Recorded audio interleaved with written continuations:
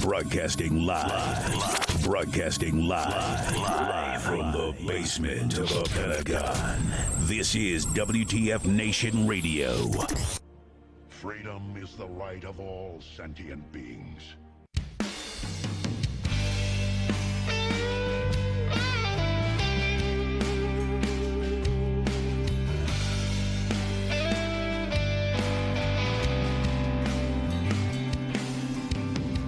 It's 3 a.m. and the sirens are going off. Another rocket attack. I've got my boots and got my ammo in my 50-pound sack.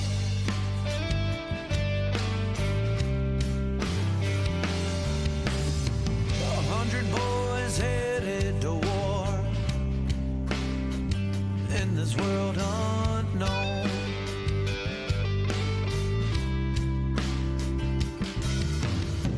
The only peace of mind I've got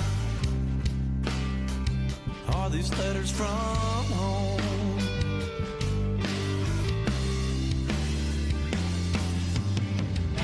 Another day has come and gone. Another night I'm all alone. I didn't think I'd be this far out here in Kandahar.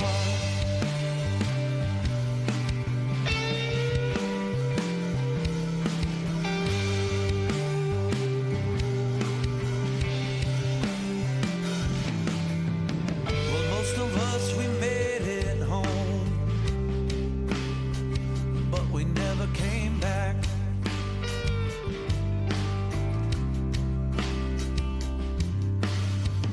When we close our eyes at night, we hear a rocket attack.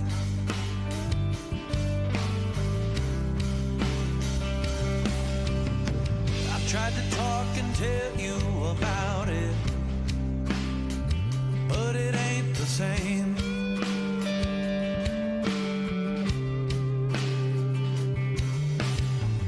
All these thoughts that run through my head,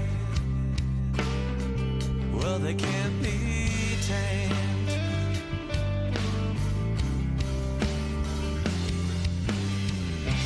Another day has come and gone.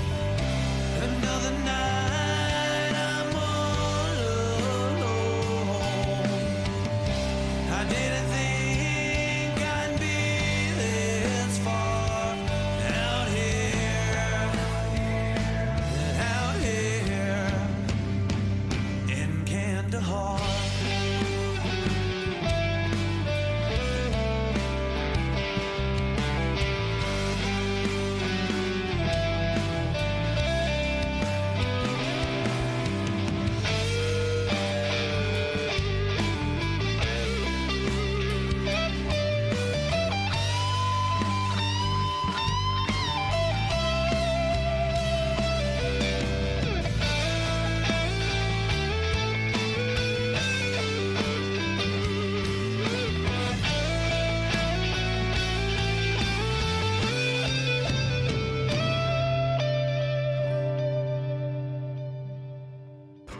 Another day has come and gone. Another night I'm all alone. I didn't think I'd be this far out here. We ain't far from Kandahar.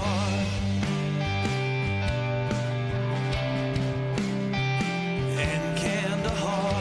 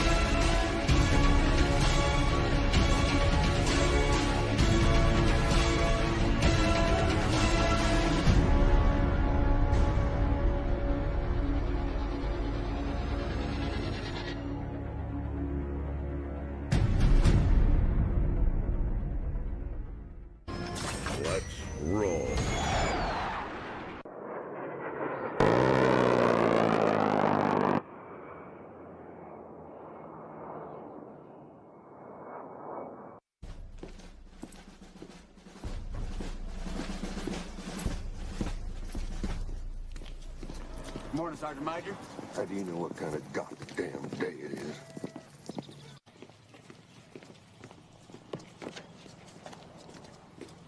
Beautiful morning, Sergeant Major. Are you a fucking weatherman now? You're listening to Sergeant's Time on WTF Nation Radio.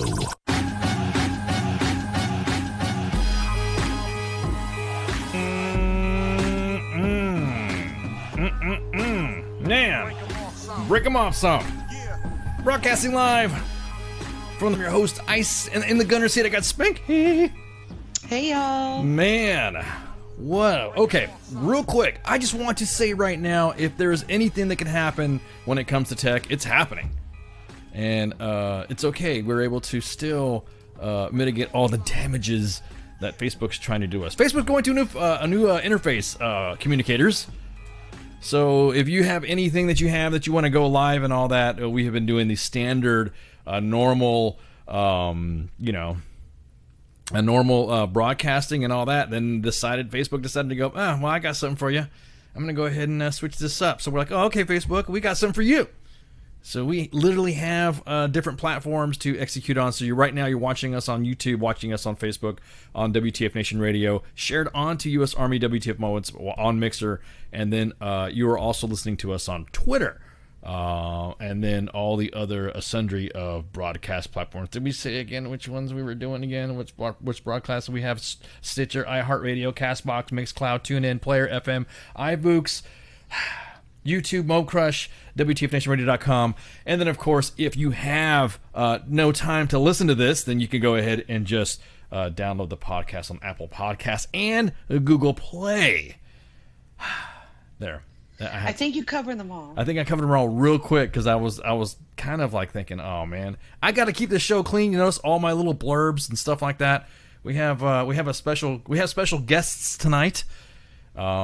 We had to break out the flag, the general's flag again. A 2-star flag for Major General Donahoe, and then Sergeant Major Mike Lavigne is going to come on and shoot the breeze with us to talk about all the COVID updates that are happening on the peninsula, and of course with the U.S. Forces Korea. So real quick, there's okay. So is it cool? I mean, we can kind of talk about Can we talk about the Hunger Games map again? What are we looking at on the Hunger Games map? How are we doing on the Hunger Games map? You know, I think I saw that I'm in District 11. I think, Texas and Oklahoma are going to put their rivalries aside so we can work together. I think that's what I saw on it. I'm just in my corona isolation. You're staying away from everybody, bothering my kid, finding new and creative ways to bother her every 3 minutes. She's getting a break while I'm doing the show. She's so excited. She's like, "Don't you work tonight?" Mine has. I'm gonna say my daughters are okay, but it's the little tyke, the little dude, the little man, baby Ice himself. Man, oh man. What is he doing? I think he's early. What is he doing? He's calling it early. Why is he? Oh man. Oh. Well, I guess. WTF Nation Radio, you're live on the air. Who am I speaking with? My daughter's okay. Oh, you're gonna have to turn your radio off. You're gonna have to turn your radio off. Yeah, no. It was just a test. It was just a test. I'll let you talk for a minute. Okay. Okay, so real quick, we have been watching German bedtime story. That one, yeah, exactly, man, Pooks. Oh my God, it's been a pain in the butt. It has been. Oh man, this is tweeted a video out of Darth Vader and Luke Skywalker fighting, and hey, thanks Mark Hamill for giving me that like. That was cool. But man, that's what I feel like. I feel like it's time to go to bed, and there's attitude and there's drama. There was another repeat of Monday's show with the I don't know, how do I say this? The kid walking into the show.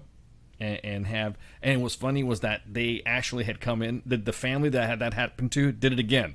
The guy had brought his whole family out on a BBC recording. And you're good. Comms check was good. We heard you in the background. If that's what you're asking. And so the same thing almost happened today. The boy was getting antsy and all that stuff. I was watching all the town halls, and man, they've been hilarious. If you guys check out the town halls, oh my god, some of the questions that they're getting told. This is not a town hall. I think this is just an update, right? They said it's just an update. It's not a town hall, right? Oh, can a brother get an audio check off air? Yeah, well, I mean, you were supposed to. We heard you, Mike. We heard you in the background. So there was a town hall. I think this was in Army Medical Europe. I'm gonna play the video right quick, and it's somebody asking a question about. Sir, I think for the two of us, I think Robert is testing to make sure we're doing this live. Okay. So Robert wants to know: is there a possible contingency plan in case of a zombie outbreak? Just wanted to stay ahead of the game in that matter. And so I will tell you, I appreciate the lightheartedness, but we're taking all things very, very seriously to protect our communities and the health of our forests. We heard you, man. We heard you. At any rate, we just real quick. We just want all the chains of commands that are doing this. This is awesome. It's kind of cool to see them not, I don't know, lose their shit over their command, their commander, stuff like that. What's that? That there's what bottleneck? Yeah, I know this new interface is just driving me up the wall.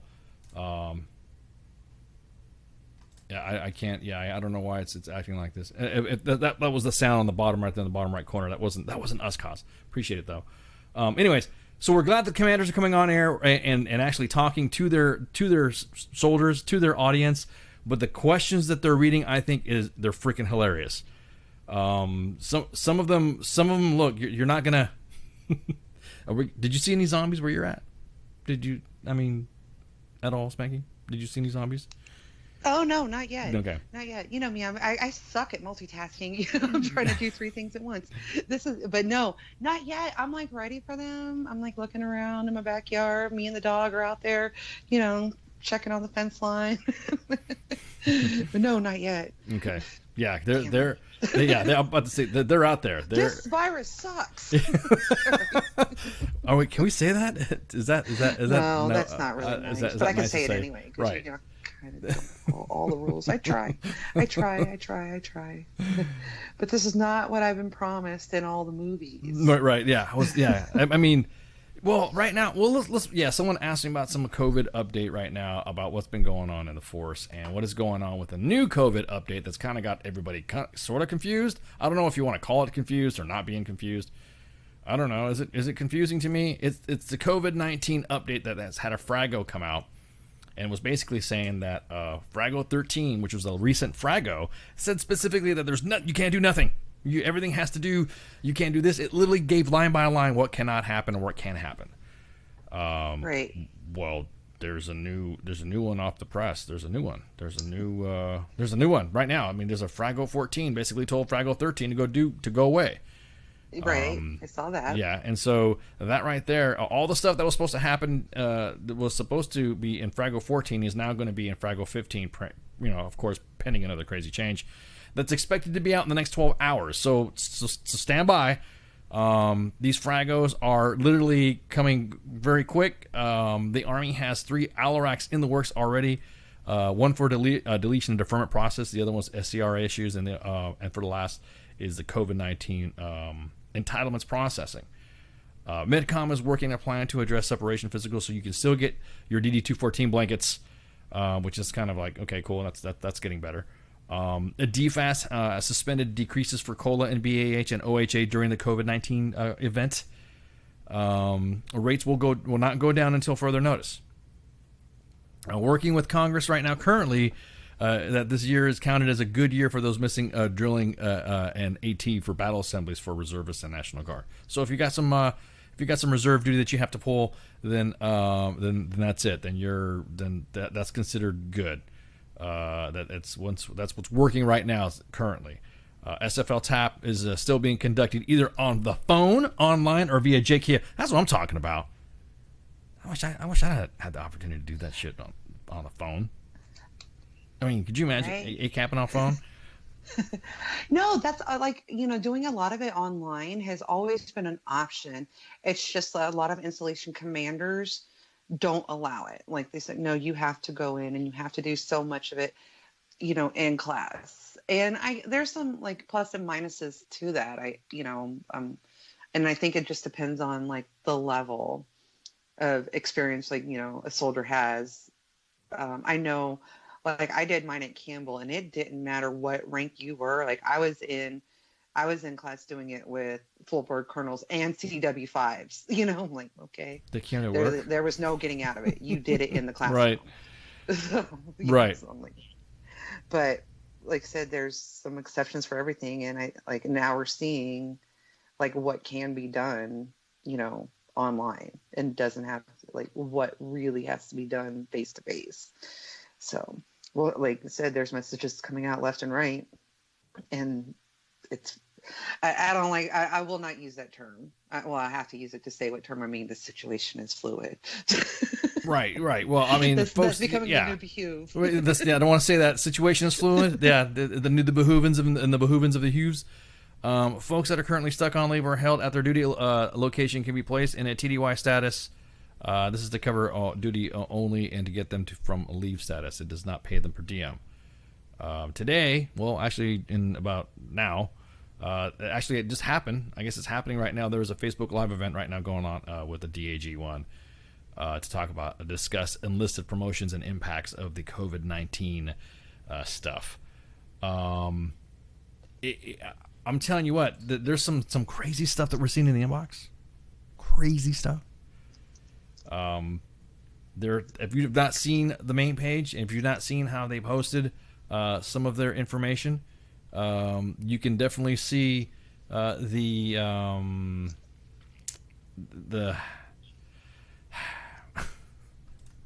look. You don't need to have a pro mask and gloves and wear a baklava over your face. So this is what they're literally doing. They're doing APFTs, full winners, pro mask, the sit-up event, holding feet while wearing the pro mask and gloves. I don't know what else to say without getting. I don't want to start using profanity before the guests come on. Okay. I think I can do this. Okay, yeah. Can we do this? There are a Go lot for of it. things that are mission essential. A lot. There's a lot of things that are going to happen. An APFT is not one of them. It's not. You cannot convince me that there is a soldier out there that cannot accomplish his mission without doing an APFT today or tomorrow. Right. Or probably within the next 6 weeks. Right. There's not. You cannot. One commander out there can convince me otherwise. So there. That's how you get around. There's that one. Okay. So what about them using ponchos and stuff now? Did you hear about that? Grabbing ponchos and using TA-50. What's up with that? I'm hoping when I read that they meant putting him in a trash bag to go sanitize it and not throw it away. But they're using TA-50. It's still not going to work. It's still not going to work. Convince me it is. Or what's up with the net gator? That's not how you spell gator. I'm exactly. Gonna die on that. Oh man. You're not going to convince me that the Army cannot keep rolling along without, taking an APFT. Do I believe that physical fitness is still important? Absolutely. You should see me dancing around and still, going in my neighborhood where I know I'm not coming in contact with anybody, and I don't have to. Like, I'm not taking an APFT, but I still believe it's important. Absolutely, I do. But an APFT and getting everybody together to do it, nope, not going to convince me in any way, shape, or form that's important. There's a lot of things that's not one of them. So right, and my biggest thing is that are they going to what are they going to do when as far as the like what happens when they get sick? Like what are you going to do when someone gets sick? Well, what are you going to do when someone is not feeling well in that? I mean, that's my biggest thing. Is that say somebody's going to take an APFT, someone's going to hold feet, someone's going to wear gloves. No one's doing the social distancing. No one's doing the Then what? Then what are we going to do with that? What's going to happen next? Is that mean that, okay, well, I guess that person's is that going to be a profile? I mean, And the sad thing is that once one of them's sick, they've already been around everybody else. Luckily, like I said, our guests coming up are like weeks ahead of the rest of the Army, and probably can answer all these much better. I think they're actually a little bit more months ahead. I think it was like November or something like that they started this stuff. Well, we're gonna ask them about timelines and stuff like that, and asking current cases and all that. But most of it, again, it's really hard for me to see this. And I love our leaders in the Army. I love our soldiers. I love our troops. I can't believe I'm reading some of this stuff. I can't believe it's like they can't let go. Let go of your troops. Let them go. As my daughter would say, let them go. I don't want to get in that frozen stuff, but sergeants, leaders, God, man, guys and gals, it's okay for them to stay home. It's okay for them to be at their house, to worry about, I don't know, picking up their kids at the CDCs, picking up their, it's not an issue. There is not. No one's gonna get mad. It's okay for you to say, hey, I'm not going to come in because of this or because of that. It's not a big deal. I promise it's not. Yeah. Have you ever let your soldiers go on block leave? Like, was everything okay when they came back? Ooh, can we go ahead and just talk about this? Some of this stuff. Can we go? Hey, okay, real quick. Did you ever let your soldiers go and not tell the boss? Like, you just let your soldiers go? Like, you just said, hey, go ahead, take off, and then you told your boss. You didn't really lie to them. You just said, hey, they had some other stuff going on, but you didn't. Mm-hmm. You didn't articulate that. You just said, hey, we had some other stuff going on, right? It was like no big deal. Yeah. Yeah. Well, I mean, all the time. Like, I don't want them sitting there staring at me with nothing to do. Waiting for the word. Like, stop looking at me. Right. So I just double check. I did the same thing. I'll admit it. I would say, hey, I'm not. Hey, I sent him home because we got something going on. Blah blah blah. At that point, it's okay. It is okay for you to let them go. It is okay for them not to be stuck at the unit to do whatever. God, man, I think the last time I checked, didn't somebody higher ranking say? Wait a minute, didn't we just read some Fragos? We just did that, right? We just read some Fragos. We just read a little Frago update.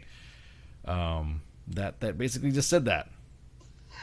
See, and I said this the other day. I'm like, some of these commanders, leaders, y'all don't deserve mission command. That's why they have to put out Fragos like this. No, that's the point. I mean, there's if we have seen, if it has to come out from big army saying don't hold formations, that should not have to come from the top. It shouldn't. It should not have to. Exactly. It should not have to come from the top. I'll be honest with you. Come on, everybody. There's an E4 in all of us. There's E4 mafia in all of us, and I guarantee it for a fact that if you were to go ahead and say, hey, you guys want to take some time off, you don't even have to say, hey guys, go. You didn't even have to finish the word go. They're gone.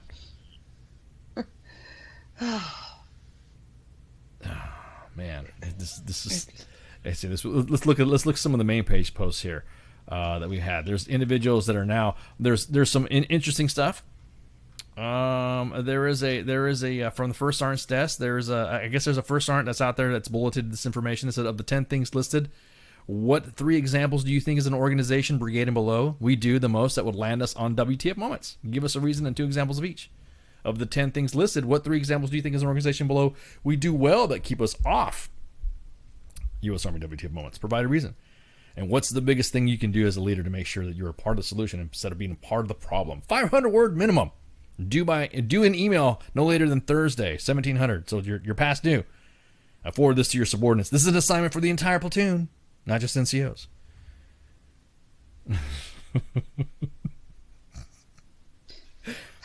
So now we're doing reading skills now. APA style, right? Is that what it is? Oh. I'm not sure I didn't know the Army had a standard for writing. Or they actually do. It's APA. Some of the NCO PDSs now are starting to have them do papers, and it's APA style. I'm trying to remember because it was APA when I went to SLC. and not everybody knew how to do APA. Like, a lot of them knew how to do MLA. And because I remember like formatting a lot of their papers. Like, I didn't write papers for anybody, but like, yeah, I'll format it for you because I was getting my degree in sociology at the time. I changed that so many times, but yeah, I'm like, but I didn't know if it was like an Army-wide standard, or was it a platoon standard, different school standard? Like, does the infantry have a standard, armor have a standard? Who knows? No, I know there's a yeah, 2550. Yeah, you're not looking at. Yeah, I don't know what you're talking about. I don't understand what you're telling me. I don't think I've ever seen. Yeah, that. But yeah, they some of them are getting creative to keep people busy, which I'm not completely against, but I don't like, so I'm not completely against, but not busy just to be busy. Well, I don't. One, exactly that. One, don't post shit like that. That's what gets you off of W. That's what not keeps you on the meme. If you don't want to get here's some simple rules.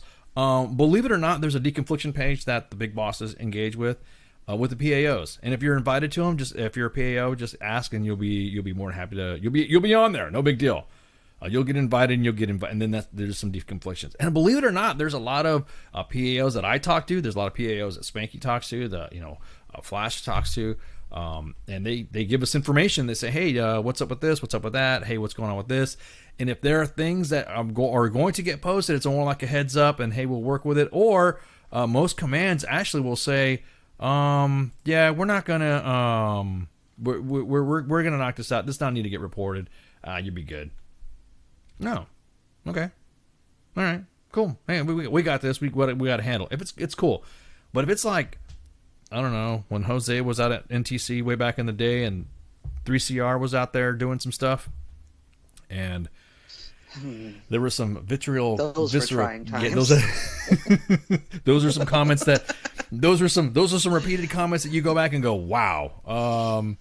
So sometimes exactly that, GX. Sometimes the leader does not no idea what they're getting into. Now, don't get me wrong. If there's something that's great, we like to promote that stuff as well. I've done shout outs for units. They've asked me, hey, look, can you give me a shout out for so and so? There's an organization that wants to have their stuff cross posted and shared now that Facebook's got this new freaking format on posting. So you comms people, just go ahead and start figuring out how to do that cross-post content on the Creator Studio. But again, it's not really a big, I don't know, does that make sense? It's not really it's easy to stay off of it if you just don't. I don't want to say just don't be a bonehead. just Matt Damon, just don't be Matt Damon. I don't know. Is it difficult to say? Look, it's easy. If you have to think about, is this going to get posted on U.S. Army WTF moments, or is ISIS man going to talk about it in SGT'S Time? Then it's probably not the right thing to do. It's probably not the thing. Or you can just shoot a note to me. You can shoot a note to us. Shoot a note to the main page. Hey, I got this going on. Blah blah blah. I don't think. Is there anybody? Is there any? Is there anybody who's? Do we have any disenfranchised? Somebody said we're a bunch of disenfranchised specialists.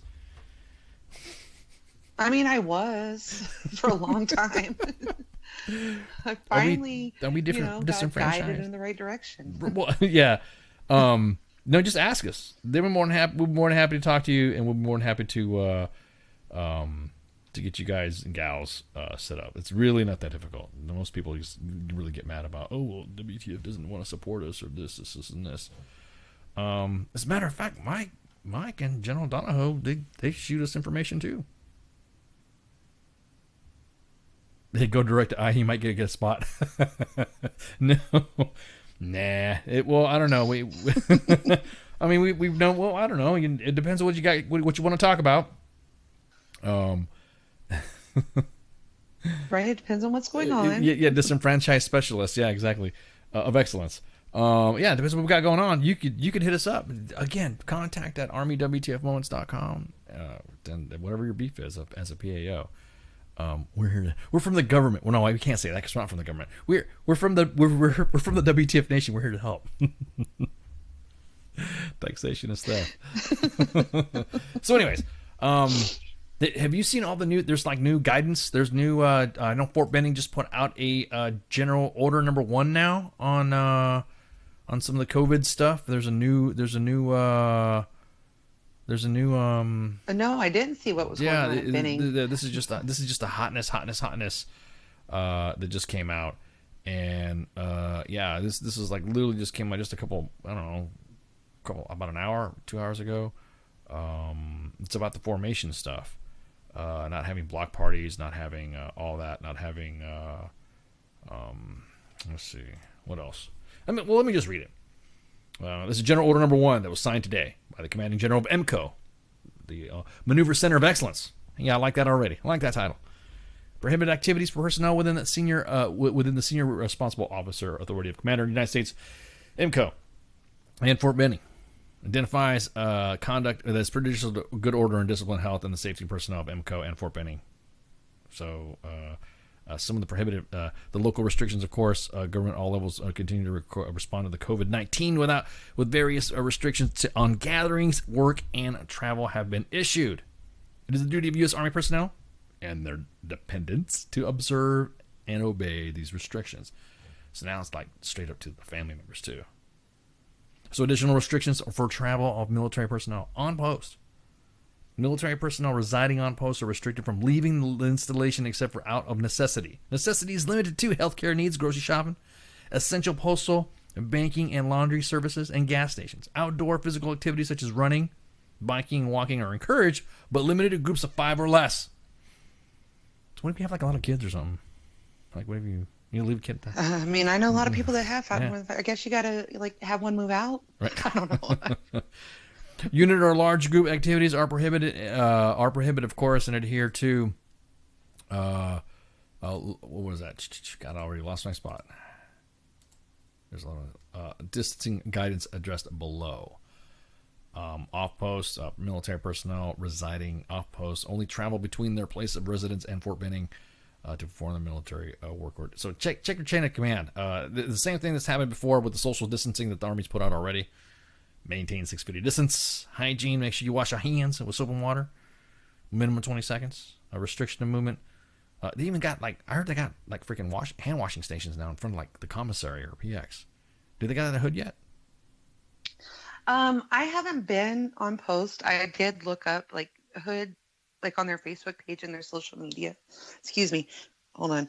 Is they have a spreadsheet that they're updating and they're posting on their Facebook with red, yellow, and green, what's open, what's not, and what has limited services. But I haven't tried to go on post since last week when I had to go to the pharmacy, and they always have had the sanitizer station as you go into the one in the Clear Creek Pharmacy where I always go. So other than that, they just asked me have you been out of the country or anything like that? And the lady was pretty much threw my bag at me, don't to keep a little more distance. Wow. But that was about the only difference I noticed. And they had the little feet because you got to go through the food court to get to the pharmacy, and they had the little feet to try to keep the soldiers or I say that because it seems like it always is lunchtime when I go, so it's full of all the soldiers eating lunch. To keep them distance from each other instead of packed in line. So that was the only difference I noticed. But I haven't been. Feet. What are you talking about? Oh, you're talking about the little feet on the floor. The little painted feet. Oh, okay. I was like, what are you? The little feet on the floor. I'm trying to picture. I'm like, what in the hell is she talking about? What's she talking about? This feet? The little feet on the floor. You're talking about the little stenciled feet and the little. Yeah, got it now. Okay. I'm thinking, I just figured, because that's how I'm just picturing it in my head, the little feet. Yeah. Well, they have in classrooms. Well, you saw me. Well, you saw how I pictured the Googles and the NetGator, right? So, right, you're picturing the same shit. Yes. Yeah, I'm used to seeing the little feet all the time, at the schools. Yeah, that too. Yeah, the kids got to the little kids got the little feet hanging out. Yeah, so now hopefully the soldiers remember, just like in elementary school, you got little feet everywhere where you're gonna stand. Right. Yeah, no smashing. Yeah, but and Hood the hospital just had a town hall today too, but I haven't had a chance to listen to it. So we'll see if anything changes, but I am trying to stay away. And they are being proactive. I mentioned to you that because of my asthma, I guess I was identified as high risk, and my PCM's team reached out to make sure like I wouldn't have to come in just for anything routine. I'm like, no, I'm good. So really, I didn't know that. I have asthma, so I guess that's one of the higher risk categories, and they just wanted to make sure I wouldn't have to come in anytime soon. They're like, Right. hey, you're good on medicine, because I take medicines like for my asthma for one. And I'm like, no, I'm good at least for 6 more weeks. And they're like, all right, good. Let us know, email us first instead of coming in. Right. I'm like, all right, cool. Huh. So I thought that was neat. Huh. Okay. Well, that's I didn't. Wow. Yeah, That's pretty so- cool. They didn't do that to me. Well, how come they do that to me? Maybe Some they of that checked shit. and made sure you had enough medicine already. I'm But about to yeah, say, maybe I don't think they care. They're like, no, oh, that was yeah. why I got it on the secure messaging. Like, did you pick up your stuff? Because I had just went to the pharmacy, like I mentioned. They're like, want to make sure you picked up your medicine and that you won't need anything because you're considered high risk. And da da da da. I'm like, yeah, I'm good. Oh yeah, well, some of the stuff that I got going on, man. Hell yeah, I got. Yeah, they've already stockpiled my stuff, and nobody can try to get me to get with my stuff, because if you were to try to take the medicine that you would have tried to, I'm supposed to take, and you try to take it, and there's nothing wrong with you, you'll die. No. Yeah, so you'll be hurting. No, I was just curious because they some of the other installations too. I know Fort Stewart, Fort Bragg, Fort Hood. Yeah, exactly. People were saying that Fort Hood is a ghost town. It's just so weird to see everyone said that there's hardly any traffic. And I think it's I don't know. Have you gone out? I mean, have you at least gone out to just kind of check things out though? Oh yes, I did. And matter of fact, I didn't realize it because I never try to leave my house, between like 12:30 and 1. Right. Because that's when everybody's going back on post after lunch. And where I live, I'll get stuck in the going back on post traffic. Right. Between like my best friend went to Sam's and because they had eggs, and that's one of the things that has been short around here. And she's like, well, come get some of these eggs because, at Sam's you can only buy like, a shit ton of eggs, even if it's just one. Right. So I'm like, all right, I'll stop by. So I left my house, realized what time it was. I'm like, oh shit, but there was no traffic. So that was just yesterday. And like, yeah, there was no going back to lunch traffic. And yeah, went over, got my eggs, got back home all in 15 minutes, which would not happen at lunchtime on a normal Wednesday. Yeah, so. some of the larger installations are jam freaking packed, and when it comes to it's somebody's already trolling us, and it's the 2-star. She's not trolling us. He's just poking jokes. I just got all those notifications. You just got all those notifications, okay? General Donahoe is picking on Sergeant Major Lavigne. It's pretty funny. No, because I know in some installations, I know Fort Bragg, I know Fort Stewart, and I know Fort Benning. There was Fort Hood. There was massive traffic jams on people trying to get on post, and then all of a sudden now it's just like bam! It's just like really. It's just out. It's just quiet. It's just nobody's really doing anything. Nobody cares. Except for schools, there's like some NCO PDSs that are still like finishing up. There's some courses that were canceled. Once we get the details of that, of what courses are canceled, the thing is what we don't want to do, and you notice the main page has been really, really careful on not seeing what is closed and what is not closed, because it could be affected only to that post or only to that installation. So if we say Army-wide, this is canceled, then you need to check your posts and make sure that it's good to go. Most of the installations are pretty good about it. They're pretty quick. I know, like I said, Bragg and Hood, overseas in Europe too. 173rd Airborne Brigade did one. They actually had their PAO at U.S. Army Garrison in Vincenza do their little Joe on the street and started talking about, hey, what do you know what COVID-19 is and all that.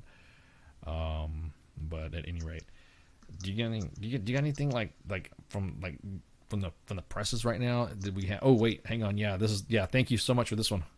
We're dropping that one. There's a family member that died. Yes, I just saw that Yeah. at Yeah. was it Eustis? Yes. Eustis area? Yeah, a family member, a spouse of a soldier assigned to Fort Eustis has died from complications related to the coronavirus.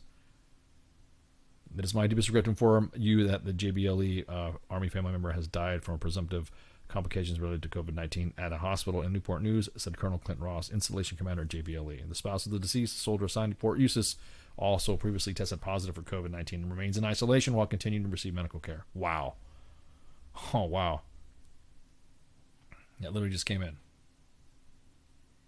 Including this, 14 people have died in the state of Virginia, 7 in the Peninsula Health District, 2 in the Henrico County Health District, and 1 in Pennsylvania Danville Health District, 1 in Fairfax Health District, and 1 in Virginia Beach Health District. Unclear where the other death happened. Dude, that's insane. That's crazy. That is crazy. What information are you wanting or willing to share? What are you talking about? We've been sharing a lot. David, Holly, I see you in there. What are you doing? Are you roaming around in the chats? I see you. I see you, GFP 1014 test. We got you. You're in there. We see you. That's sad, man. Hearts go out to the soldier. God, that sucks. God, that sucks. Anyways, we're gonna go ahead and take a break. A few minutes so we can get everything set up. And I got the geo flag ready too. So I got my hair up. You got your hair up? Okay, hang on. We got the geo flag ready to go, and we're gonna go ahead and take a break right quick, and then we'll go ahead and introduce our guests, and then can't wait. So stand by. Everyone gets some. Oh, everyone gets. We can't say shots. Everyone take a break. How about that? And refresh your refreshments. Stand by. WTF Nation Radio. WTF Nation Radio. Take it from me, Ice. You can't just float around space not caring about stuff forever. The voice of U.S. Army. WTF Moments. This is WTF Nation Radio. Shit in the bag, Pogue. Hello, mama. Hello, daddy. I've got something that I've never said before. Went down south of the border. Now life, it's got a little harder for me.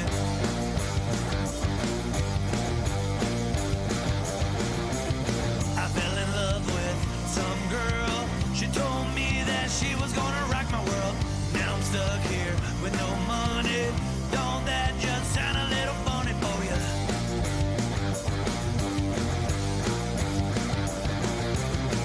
Well, her name was Maria. She told me she was always by my side. Went home one evening. She was with another man. He tried to run and hide. I pulled out my 45. I told them that I was gonna take their life. Now I'm stuck here on the run. I don't know the animal I have become. So won't you save me? Save me! Won't you save me? Save me! Won't you save me? Save me! Won't you please put me out of my little misery?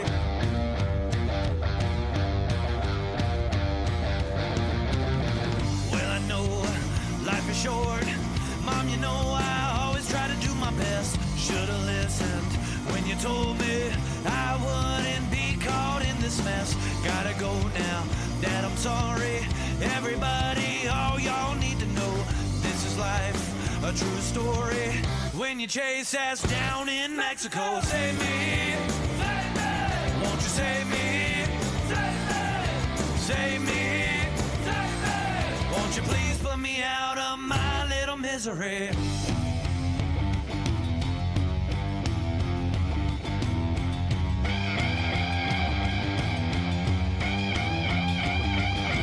Won't you save me, save me? Won't you save me, save me? Won't you save me, save me?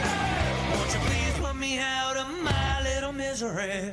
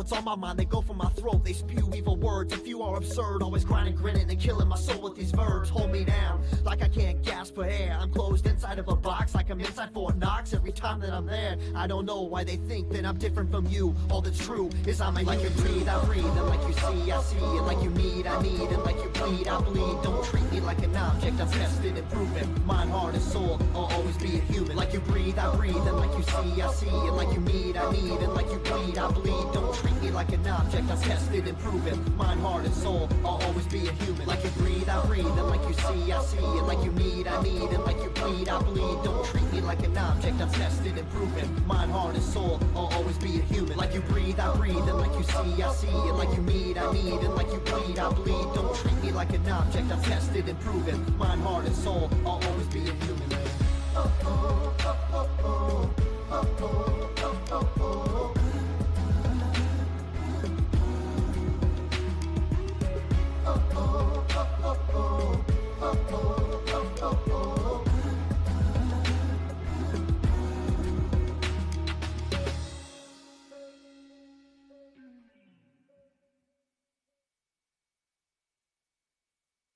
I am here determined to stop this future atrocity. This station is now the ultimate power in the universe.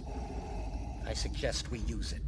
The voice of U.S. Army, WTF Moments. This is WTF Nation Radio. I find your lack of faith disturbing. Everything stated on WTF Nation Radio is to be considered the opinion of the person that stated it, and not an official representation of WTF Nation Radio or U.S. Army WTF Moments. Price does not include tax, title, or license. Some assembly required. Each item sold separately. Batteries not included. Objects in mirror are closer than they appear. If conditions persist, contact a physician. Individual results may vary. Keep out of the reach of children. Avoid prolonged exposure to direct sunlight. Keep in a cool, dark place. And please enjoy the show. Shots. And we're back with a part 2 of Sergeant's Time. And, of course, with our guests, Major General Patrick Donahoe and his PAO guy. Sorry, Major Mike. Yeah, we like to talk about that as my Robin. No. To me, Batman. No, not at all. Welcome, gentlemen. Tonto? It's good to be here. Thanks for having us. Well, this is Mike. This is your first time coming on here, so this is your. Well, under my own name, yeah. Right. Yeah, I think I could have remembered you calling in long time ago about some Trade-Off drama, I'm. And I may have called in and used my voice like that. Yeah, something like that. Yeah, exactly. Well, sir, welcome back. I mean, this is the second time, like we just talked about earlier during the break. This is a second time showing for you, sir. Hey, it's awesome. This is the only radio show I do. Well, not only that, but you have not only have you come back as a GO repeat, but you've also come back promoted. Like, you can thank the WTF Nation for it, right, sir? Yeah, I think that's a direct result of the first show that I did. Of course. I mean, that's how you is that how you're going to flatten the curve with Biggs, General Beagle and the other GOs? You're gonna crack on them and say, hey, look, jump on WTF Nation Radio and you might get promoted. Biggs is just a copier. I mean, he's just a copycat kind of guy.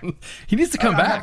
I've had the same problem with him since I was in 10th Mountain with him. He wants to come back too. Me and him have been shooting the breeze off and on. I can't wait to have him come back. Well, of course he does, because I'm back. I would wave him off if I were you, because I think the only reason he got the second star is because the Senate didn't hear the first show, right? You think so? So if that had been an audio file delivered to the Senate Armed Services Committee, I don't think we'd be here right now. Mike, I disagree, man. I honestly think that they were listening to it, and we have some members. We have former Secretary of the Army, former Secretary of Defense that they're members of the WTF Nation, and they saw it. I'm like, oh yeah, don't even look at oh, that's a file. Don't even look at the file. Don't even look at the packet. That was probably a good thing. Well, yeah, who knows what they open it. So. Sir, you're back here to give us, we invited you to come back on to give us a U.S. Forces Korea 8th Army update on the COVID stuff. Can you give us a little bit of an update from, I guess would be what, from November timeframe up to now? Yeah, so we first started fighting COVID here in Korea at the end of January. And so I was going back through my notebook. And so sure enough, my first COVID-19 note was on the 26th of January when it started to really start to peak in China, and then we started getting involved with how we were going to bring soldiers, DA civilians, family members back from China and reintegrate them here in Korea. So that's where we really started doing that in late January. And then it started to, a couple of folks had obviously gotten into the country from China, and then we started to fight the spike in Korea of the virus really raging in the city of Daegu, where that became kind of the hot spot in Korea. And of course we have 4 major bases down in and around the city of Daegu. And so you saw guys like Ed Blanco, who's the garrison commander down at Daegu, and Mark Simmerly, who's the commanding general of 19th ESC. Those guys did an amazing work of really forming the bubble in Daegu. And I think that is really where we in Korea have learned all of our lessons, watching those two and Sergeant Major Klein and Sergeant Major Green just really get after establishing this protective bubble and making sure that their people, right, the folks that worked in the 19th ESC and the other organizations down at Daegu understood their personal responsibility to maintain the bubble. Because that's really what this thing comes down to, is it's our ability to message and talk with every member of not only the command, but those folks who we interact with, to ensure that they understand their personal responsibility to remain virus-free, right? Hashtag kill the virus. Roger that. It comes down to personal choices to do that. And we've got to just continue that. And so we've been incredibly successful. As of last week, we had only had one U.S. service member who had gotten the virus in Korea. Now, unfortunately, in the past 48 hours, we've had our second U.S. service member, and this service member being here on Camp Humphreys, and that service member being the only one so far that actually resides on one of our installations, because the service member down in Daegu lived off post. And so this service member was infected by a contractor who had made some significant personal choices to just go about life downtown as if there wasn't this virus raging outside the gates.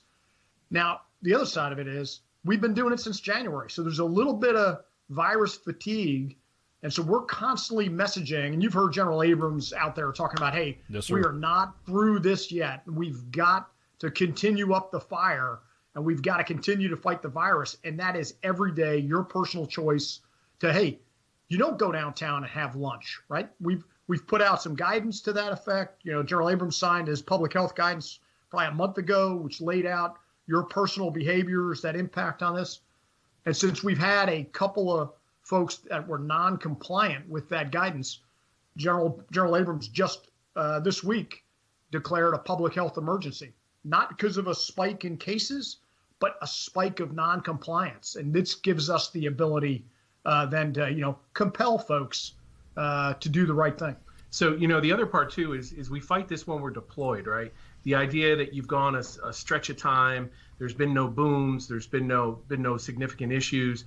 And so the push is always to fight complacency. So we're in the same boat here. We went 9 days or so without any positive cases associated with USFK. And that probably contributes a little bit to letting people think it's okay to go out. It's okay to do the things that we normally do.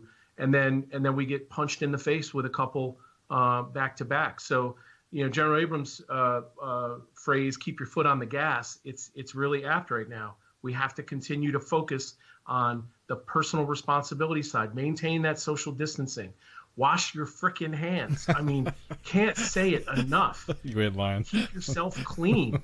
And then, the other part too, when General Donahoe just said, the personal decision. So when we normally, you feel kind of bad, got a little something in your chest, got a tickle in the back of your throat, whatever, the natural inclination is to push through, because that's how we're raised in this culture, is to push through, right?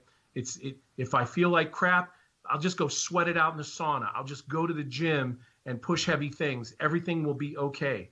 That is not how it's supposed to work.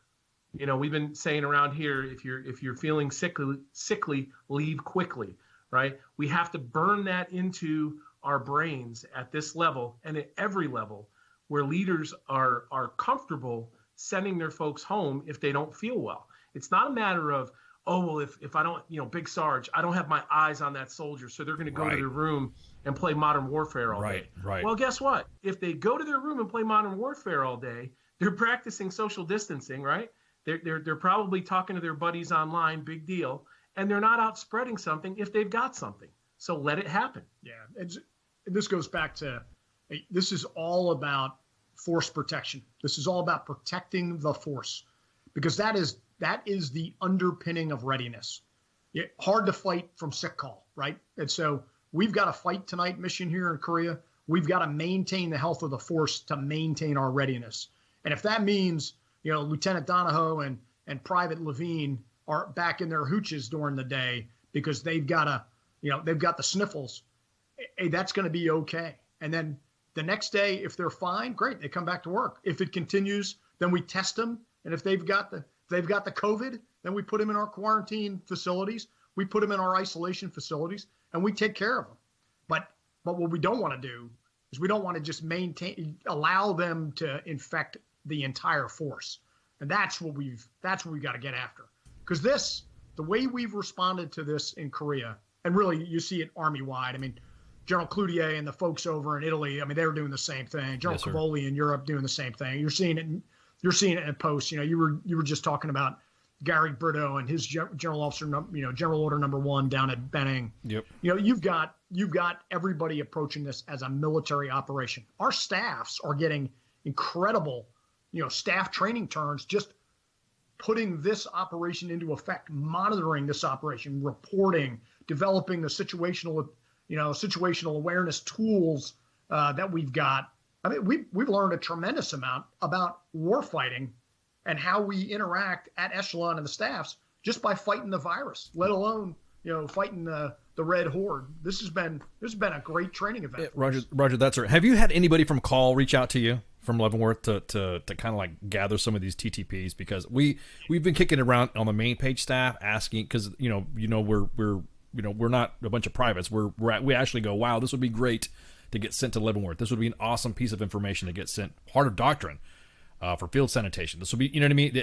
Have you guys started to build for comms piece too? Like for you, Mike, have you guys built like some sort of battle drill book to get packaged up together for a briefing to, I don't know, maybe Congress or to the Army? Because it seems like you guys obviously following the page. You've seen you need to have a pro mask on to hold feet for a PT test if you feel like crap. I mean, yeah. So I tweeted out, I think last week about what Mike Tremblay and Tony Lopez, right? The Mike and Tony show have been doing here at Camp Humphreys. Yep. But the Army actually took Tremblay and Lopez's garrison playbook and they put that out in an exord, right? I mean, that's incredible, right? So, my tweet kind of, tongue in cheek was, hey, back in the day, if you got mentioned in dispatches, that was like a Valor Award. It was. And here these guys are getting mentioned in exords, right? Yep. And here's my product to the entire Army. And so we've been sharing often and widely with the Army all the lessons that we've learned. Because in reality, here in Korea, we're about 7 to 8 weeks ahead of where Europe and the U.S. are, right? So we've gone through the bulge, the doubling of numbers of new cases every day, the absolute fear of what this thing was going to be, and then through what the South Koreans have done, through what we've been able to do on our posts, flattened the curve, and then we've kind of come out the other side. Doesn't mean that we're completely through the woods, but we've learned a tremendous amount about how to operate in the COVID environment. And we've been, I've been shooting stuff to Cloutier. I've been shooting stuff to Gerald Martin down at TRADOC. Folks, Johnny Richardson over at ForceCom. We've got an L&O from USFK, a colonel named John Lloyd, who's doing freaking yeoman's work in the Pentagon, making sure that we are pushing every bit of what we learn. Because what we don't want to do is we don't want the Army to, have to learn stuff for the first time, right? If we've already done it and learned it, and here's what we're doing about it. Right. There was a question. Hey, Ice, I want to hit just one thing that you mentioned. You made the comment about pro masks and ponchos holding feet, right? Right. So there are those at my level and above who would have a nice politic answer for that and say how we have to use an abundance of caution. I'm just going to say, if you're a first sergeant and you're ordering that, you're a dumbass. Just flat out. Look at the guidance that came from the Army and follow it. Stop going back to the programming that you got as a private, where everybody has to be at a single arm or a close interval for a formation for information to be put out. Follow the Army guidance. Do this. So I'll give you an example. I'm driving to work this morning, and I pass by our signal brigade barracks, where a company commander is putting out information to key leaders. He has a formation in an extended circular formation around him, and basically he's walking around in a small circle so that he can look everybody in the eye while he's putting out the information. But this is the kind of stuff that, this is what right looks like. This is not packing in a mass formation, buttholes to elbows, so you can smell and feel and catch whatever anybody else has next to you. Read the Army guidance and frickin' follow it. Yeah, I mean, formations are the enemy of readiness right now. Okay, I'm glad you said that, because we have that recorded, and I'm thinking I'm gonna do that as a soundbite now. Do it. Because we've always done something in this environment, we've got to reevaluate. Is that the right way to do things? And if it doesn't make sense in this environment, then don't do it. There's no cardinal rule out there that says you got to fall in guys, a single arm interval every morning to ensure that the Army survives. Right? Hey, the Army's going to work. Right? We went from the 1770s of a line of infantrymen firing muskets to distributed battlefield sensors all over the place. We can change. Right? You can change in garrison too. Right? The enemy right now is inside your formation, and if you allow it to spread because you just can't get out of your own way, then man, we need different people doing work. Right. I was going to ask you this. Somebody, I got questions going on right now, being thrown at me. So I'm going to go ahead and ask a couple of the questions here.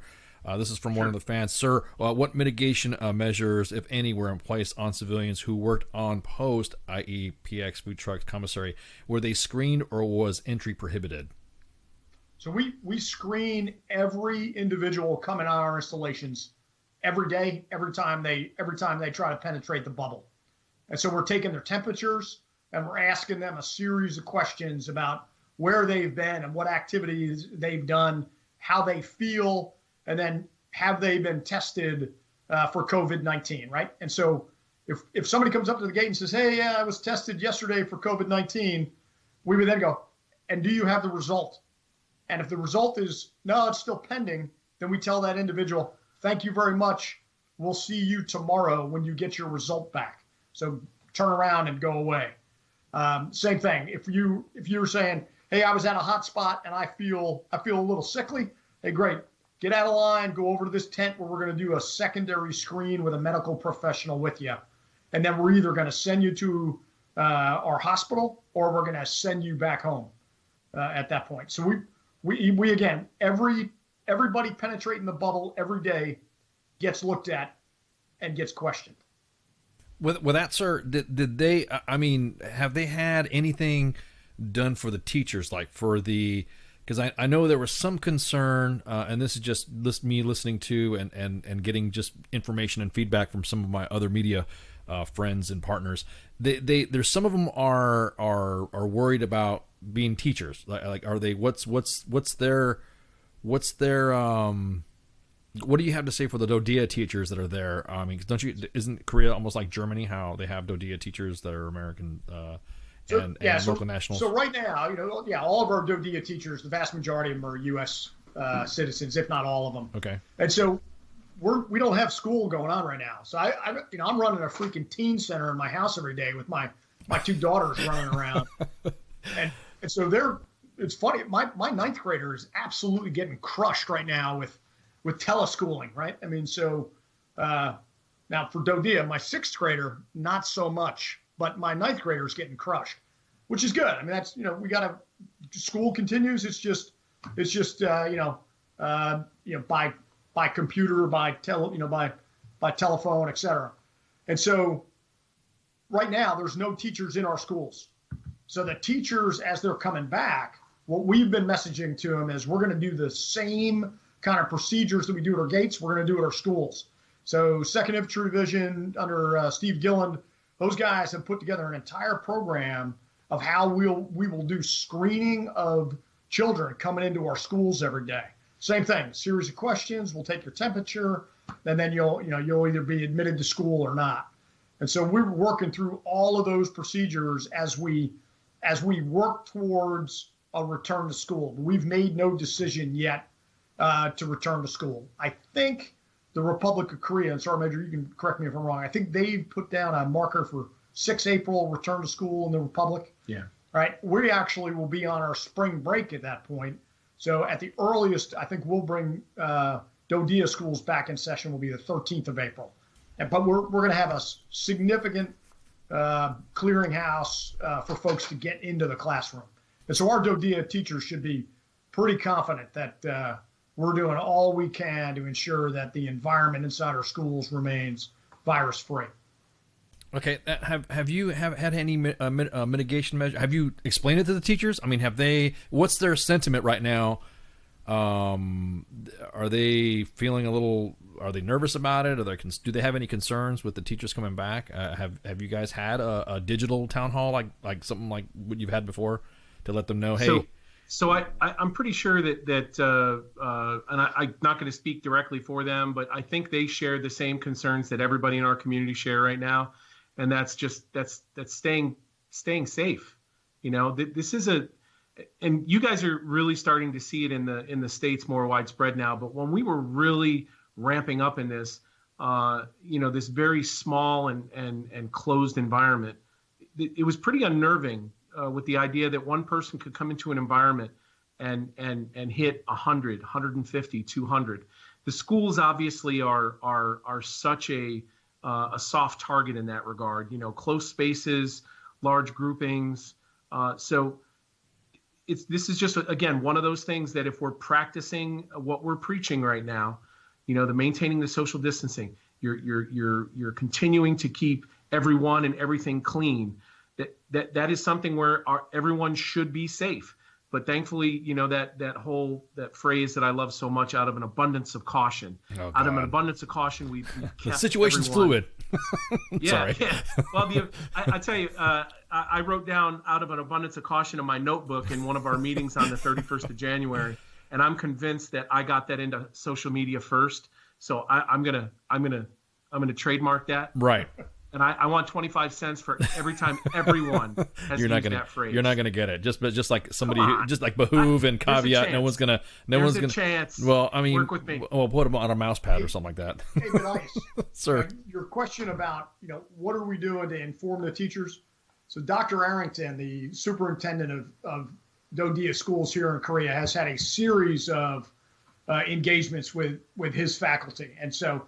And in Daegu, he's got Ed Blanco by his side. When he's talking in Humphreys, he's got Mike Tremblay by his side. When he's over at Osan, he's got Gonzo, the 51st Fighter Wing commander, over there by his side. And they are walking their faculty through all the measures that they're going to have in place, right? Because the communications aspect of this is fundamental to sharing with the community why they should not panic, why they should trust, the folks who are out there at their behest, helping keep them virus free. And I'll tell you, if we've learned anything from this, it is things like the Mike and Tony show, that Ed Blanco and Sergeant Major Klein down there in Daegu, that just this constant, drumbeat of telling everybody in our communities what we're doing, that has kept this place on an even keel. If we weren't over communicating, we would have a very, very different feel in these communities. And my hat's off to those garrison commanders and those leaders at Echelon who are just every day out there, talking, on Facebook Live, talking in multiple different venues, and just getting the 1,000 questions, some really good questions, some crazy, right? But they're just out there engaged in the in the information space and just willing to take the questions and answer them and get after it, right? And by the way, that's the new normal. That's for all of us. I mean, that's the reason Sergeant Major and I are on this freaking stupid radio program with you, right? Whoa! Now it's a stupid. Now you got your star. Now it's stupid, right? No, I'm just kidding.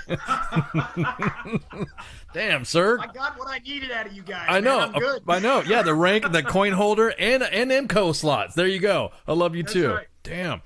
You're vicious tonight, sir. Man, Mike, what the hell are you doing to him? You haven't even scraped the surface. Let me tell you about how vicious. Just check his Twitter feed for God's sake. Because I've been assisting with the with the memes on that, and that was actually those memes that I dropped out, those fake graphics that we sent out on Twitter were actually something that me and the graphics kid that was done earlier this morning. It was like, I don't know, 1 a.m. or something like that, and he's like, "Hey boss, what do you think about this?" Because I saw him going off about the parking spot, and I saw General Donahoe talking about how he loves Mike, and I'm like, oh my god, dude, I'll wait until there's a perfect time to use those graphics, and bam, I dropped. I mean, it was just perfect how you guys are going back and forth, sir. I absolutely thought it was horrible of you guys to point out that just because he's only a staff sergeant major, he wouldn't get his own little meme on your program. And I had to come to his defense there. So staff sergeant majors are people too. That's right. I would like to point out for the world that there is no such thing as a staff sergeant major. Right. You're right. You're right. Okay. If you really want. It's not a command sergeant major. Sergeant major. It's sergeant major. It's a sergeant major. Parade dress. Yeah. It's a sergeant major. Yeah. It's exactly. It's a sergeant major, and then there's a command sergeant major, even though they don't command anything. Exactly. Dude, say that again. I'm going to be quiet. Let you say that one more time. It's just like a command sergeant major, except a command sergeant major doesn't command anything. They don't command nothing. They're just a sergeant major. They're just. Now that's my soundbite. I'm taking that. I think it's fair that the command sergeant majors get paid more though. No, they do. What do you mean they get? Were you aware of that, Ice? They do get paid extra. Isn't that true? Yeah, it's the job. It's the satisfaction of a job done. Oh God, it's an ego thing. Is what they get. Grass. They get extra grass and freaking rocks to paint. That's what they get. No, I will say. Listen, I got to put my PAO hat back on, right? Go ahead, Roger that. Go ahead. Oh, now you want to act like a PAO. Now you want to act like a PAO. I can't completely burn all the bridges that exist. No, seriously though. You know this too. There are some absolute rock stars. There are absolute rock stars that wear that wreath. Of course. That live, breathe, and eat taking care of soldiers, right? That is their main mission in life, and they ignore all other things for that. From our class, yeah. Mostly from our class. After I went from 69, is it 66, 69? Stars, and there are rocks. and we have all had our own individual experiences with the rocks. Right. And I will say that for all the pissing and moaning I've done on Twitter about CSMs, I have been very lucky in the last 8 to 10 years that the CSMs that I've worked directly with have been just phenomenal. I mean, Sergeant Major Grinston, the SMA, was my division CSM at 1ID. I've got CSM Schmidt here. I had CSM Davenport and Gooden at TRADOC. I mean, all just phenomenal human beings. I have, however, during those times, had some experience with others that thankfully I was not in their sphere, and I just felt really bad for those that were. Right. But for any soldier, any junior soldier, any junior NCO, any senior NCO that aspires to that rank, the only thing I could tell you is look at all of those mouth breathers. Look at all of the ones that just do not get it right, and make a list of things not to do when your time comes. Yep. That is the best advice I can give to anybody. Hey, so when I was a young first lieutenant, I had a guy tell me about increase in rank and what that gave you. And his whole comment, this guy was a 1-star, about to be a 2-star. His whole comment was, with increased rank comes the responsibility to help more people. Absolutely. Right? Help more soldiers. And so whether that's at the E9 or the 08, that's what this is all about, right? And so, the challenge of rocks or rock stars, right? That really, I think what delineates that population is those folks who are willing to use their rank to help folks, as opposed to, hey, I've got a parking spot. I've got. Enough with the parking spot. Well, I mean, come on, Mike. Mike. Think about it though. Think about it. Sir, you're killing that. So it's the old story, right? You build 1,000 bridges. I feel you, brother. He called us a stupid. He called us a stupid little radio show. Now that he's got his coin holder in his rank, I feel you, bro. Exactly, I feel you. Exactly. I feel you. Say that? Did I say that? He's that kind of guy. What can we say? Like I said, look at his Twitter feed. You'll see how mean he is. I mean, I'm just out here trying to, enjoy myself. Maybe inform some people on Twitter, have a little fun, and every single time he's looking for the top rope to climb up to and jump off and drop an elbow on my forehead. I don't understand why. It's Carl Cunningham says at 8th Army there's like 40 parking spots for SGMs. Hey, Carl, that's enough out of you. And if you park in the, he's just mad. He's just mad because he didn't have one at 2ID. So kick rocks. Ooh, man, God dang. God, you guys are, I love it. This is awesome. You guys, you're like out of regular form, sir. This is Mike. I mean, you guys are normally, this is pretty cool. We've got another question. How will this affect training in the Army going forward, since we don't train for such things? And then when will soldiers be allowed to PCS to and from Korea? Yeah, so right now, the whole, let me start with the PCS comment, right? The Army is working through how to stabilize the Army given the COVID reality in the U.S. and in Europe. And so I think the Army's doing everything it should be doing right now. Hey, let's kind of hold what we got until we figure out the trajectory this thing is on. Let's not make the situation worse by, continuing to move people at the rate that we normally do. So that's all good goodness. All right, so vast majority of folks in Korea, hey man, stovetop, you're staying. If you remember those commercials from back in the early 90s, right? Do you remember those? Roger that, sir. No, sir. I was far too young for that. Oh, you were talking to Mike. Oh, you were talking to Mike, not me. Yeah, because me and General Donahoe are the same age. So, but hey, so let's cease movement, right? Right. Makes pure logical sense. Now, but we've got individuals who have significant issues. They've got to go, right? And so we have soldiers that have shipped household goods. They've sold their car. They've shipped their car. They're in lodging. Well, we've empowered our leadership at the appropriate level to make those decisions to continue those soldiers and families on their way. And so we've been doing that. And so we've continued to move just a couple of folks moving back and forth every time that they've need to do that, right? Critically important to keep soldier care and family care going. Then when we look at normal unit rotations, we're looking at each one of those and saying, hey, do we need to move a unit out just because that's been the planned rotation?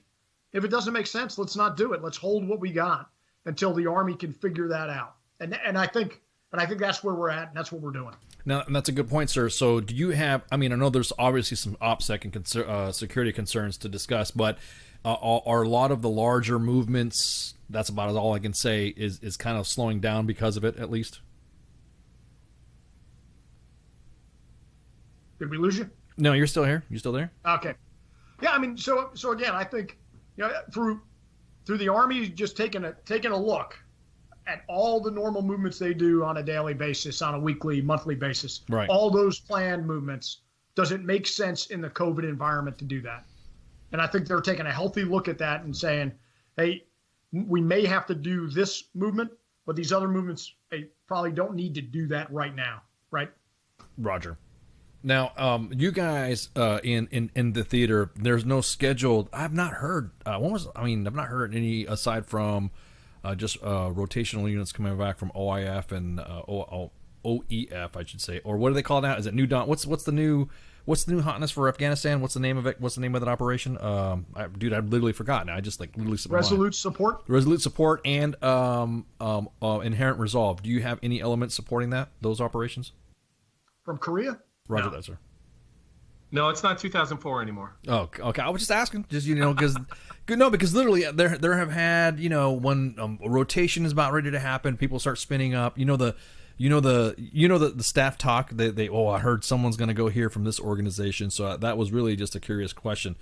Now there's another one. When will I already asked that one. Hang on. So everyone's flinging questions. Okay, so I want to throw one out there because I see our Twitter friend CSM Mac. Yeah. Go ahead. And congrats to Major General Donahoe. Thanks, Sergeant Major. Just regret he had to allow Sergeant Major Lavigne to tag along, knowing he had to wait for him to catch up because Sergeant Majors have no reserve spaces close to the headquarters. I'd like to myth bust that right now and say, in fact, we do. Mine is relatively close to the door. You might have seen that in a photo I posted on Twitter several months back where I blocked some knucklehead in who parked in said parking spot, which has led to my current level of infamy about freaking parking spots. You know how Twitter is, Mike, but We've got an entire parking lot that is nothing but parking spots for Staff Sergeant Major. Sergeants Major on staff. Sergeant Major. But you know what? No, dude. That's the environment. I mean, Mike, when you told me, "Hey, be careful when you get a Twitter account," after when I first started like coming out a little bit with my presence, and you even said, "Be careful what you say because someone will drag you from a mile away on something that you tweeted years ago," and still to this day, when I dropped that meme off, dude. Everyone started dropping the parking spots. I didn't. Oh my God! There's a guy. There's someone. some troll, which I love because positive attention, negative attention. It's attention, right? So yeah, is it Terrence? It's a Terrence. Parking spot. Sergeant Major's parking spot. Whoever that is on Twitter, you're a genius. Mm-hmm. You're an absolute genius. I love it. But yeah, If that's what I'm known for on Twitter, I'm totally okay with that. I think a close second is being, by the way, voted as Twitter's Sergeant Major this past weekend.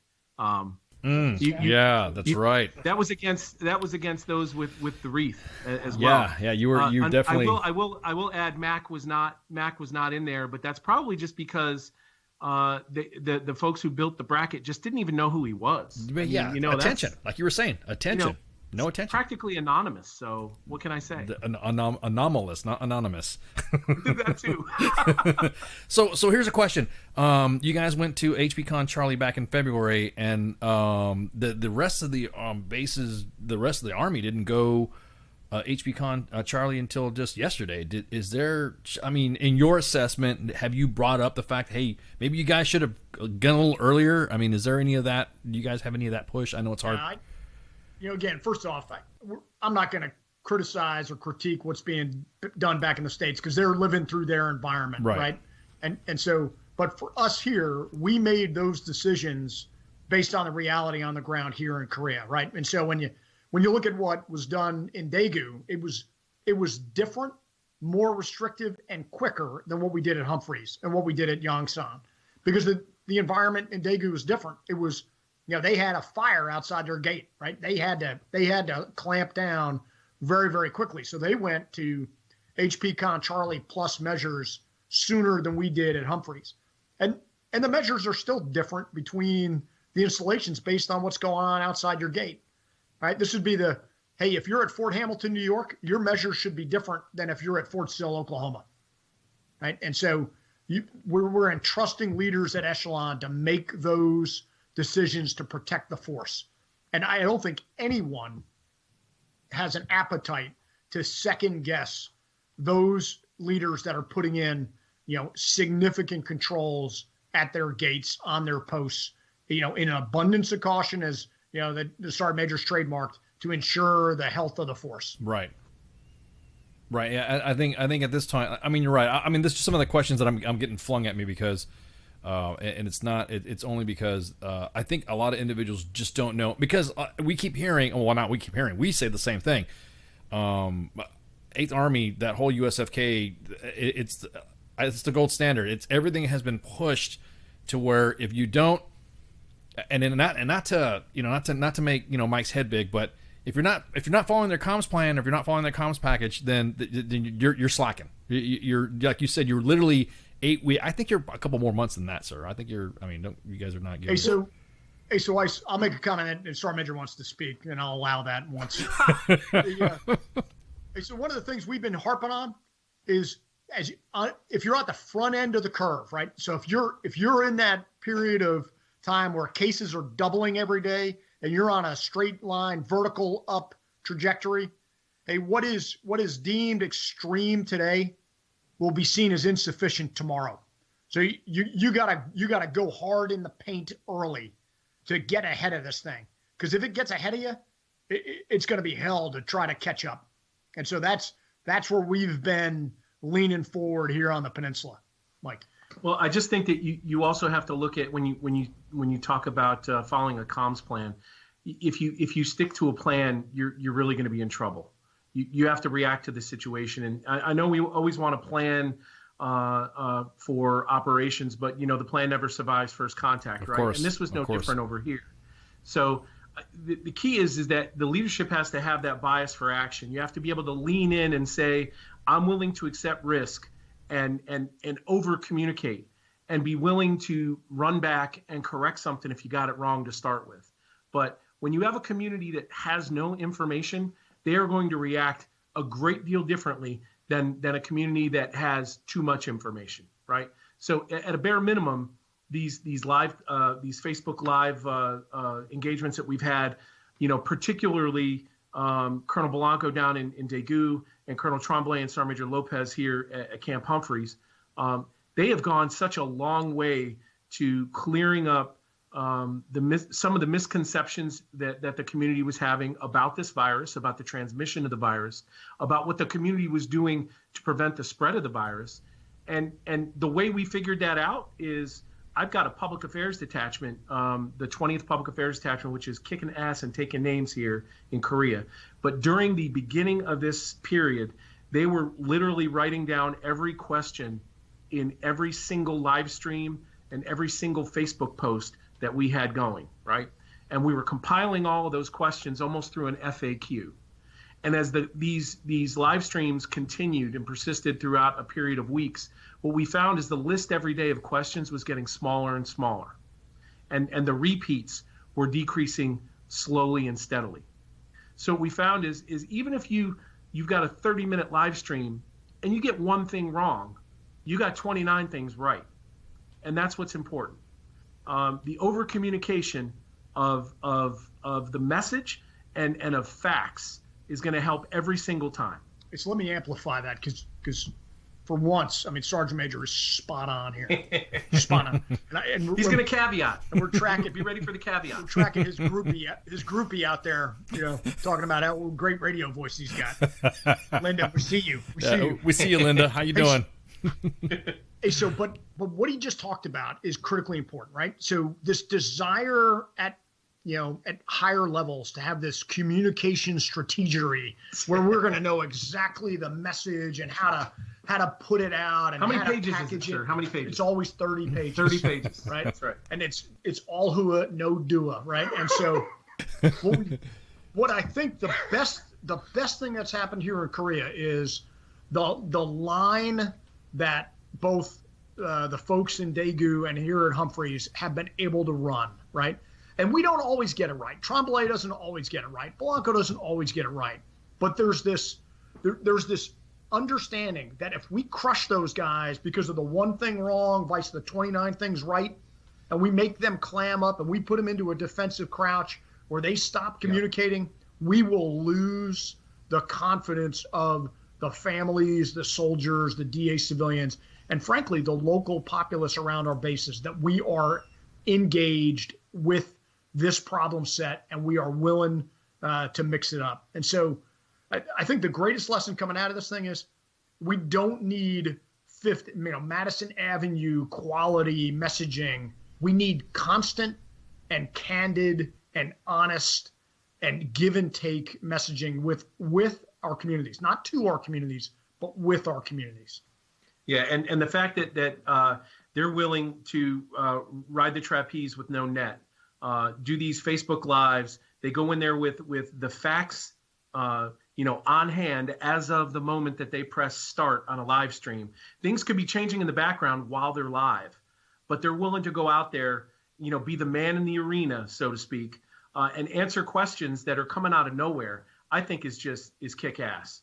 Even if they get questions from guys like Bobby Boucher, asking about making sure that there are enough crayons at the PX for the Marines so they don't go hungry.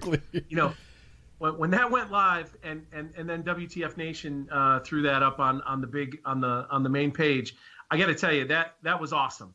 And in any other case, in any other time, I think, you know, seeing that sort of blooper reel out there on WTF Moments would drive any other commander down into a defensive crouch. You know what? Everybody in the situation here leaned into it.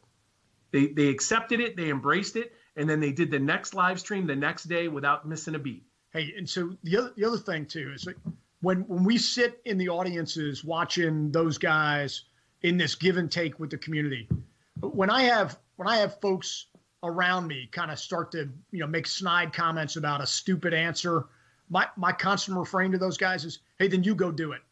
Because it's freaking hard, right? It is hard to be on message. It's hard to get questions and to be able to put together a cogent, you know, well put together sentence in response when you're getting, you know, just, you know, a question every minute from the community. And so those guys have done incredible work, and we should never assume that that's easy to do.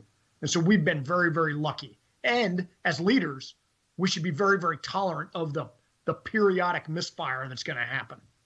Oh, yeah. This is a question that I have about the misfire.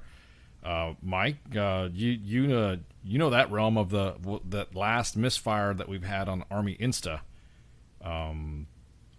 You wanna make a comment about that? Do you think? Yeah, well, he is an expert at misfire, so this should be.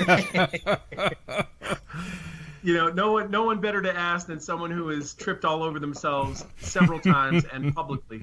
Listen, you know, once again, it's one of those things where if you think it's so easy, you ought to do it, right? In my opinion, that particular case was a social media operator trying to engage the audience in an entertaining way. And just like stand-up comics who get in front of a group, sometimes they kill, sometimes they die on stage, right? So that one flopped, and it flopped at precisely the absolute wrong time. And you know, Army stepped in, and they took appropriate measures, and we're moving on. But you know, it's kind of a lesson learned for anybody who's in the social media space in an official capacity right now.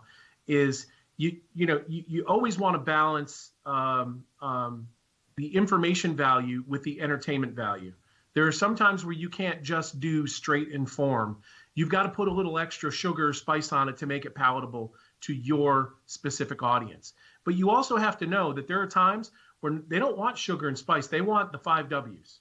And I think we're, particularly in the States, in the place where the States are on the Murray curve right now, there's a whole lot of need and desire for the 5 W's and not the frills. So, hey, I take my hat off to whoever that dude or dudette was that fell on their face. I'm sure they'll dust themselves off and get back up and keep punching. Yep. And so like, and for you know, my peer group that, you know, some are reticent to be engaged on some of these platforms. Hey, first off, if you make a mistake, just own the mistake. Hey, that was not my best. That was not my best post. That was not my best tweet. And hey, I'm learning from that and going on. I mean, I had the audacity to make fun of hockey on my Twitter feed. I thought there were like 2 hockey fans in America. Apparently, I was wrong. But I had all sorts of people coming at me. Now, they may very well have been Canadians, actually, you know, dressed up in American clothing. But who knew? Why you got to cause international shit, sir? What's up with that? It's what he does. Well, it's what he does. I didn't mean to call it soccer on ice. Oh, boy. Or high-speed curling? Is that what you said it was?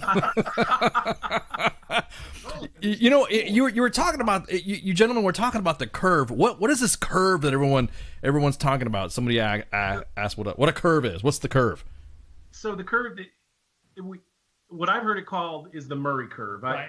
So Murray is he's the USFK surgeon, right? Oh, is that what it is? Yeah. Oh, wow. I thought it was like some kind of like peer-reviewed paper, blah, blah, blah. Absolutely, oh, wow. Absolutely not. Of excellence. So Dr. Doom, you know, Colonel Murray, over on the USFK staff. It's a predictive model, right? So this goes back to, as you operationalize this problem, you need some predictive models. You need some predictive analysis to show you where you're at in the problem set. And that's coming out of the USFK staff. And you know the deal.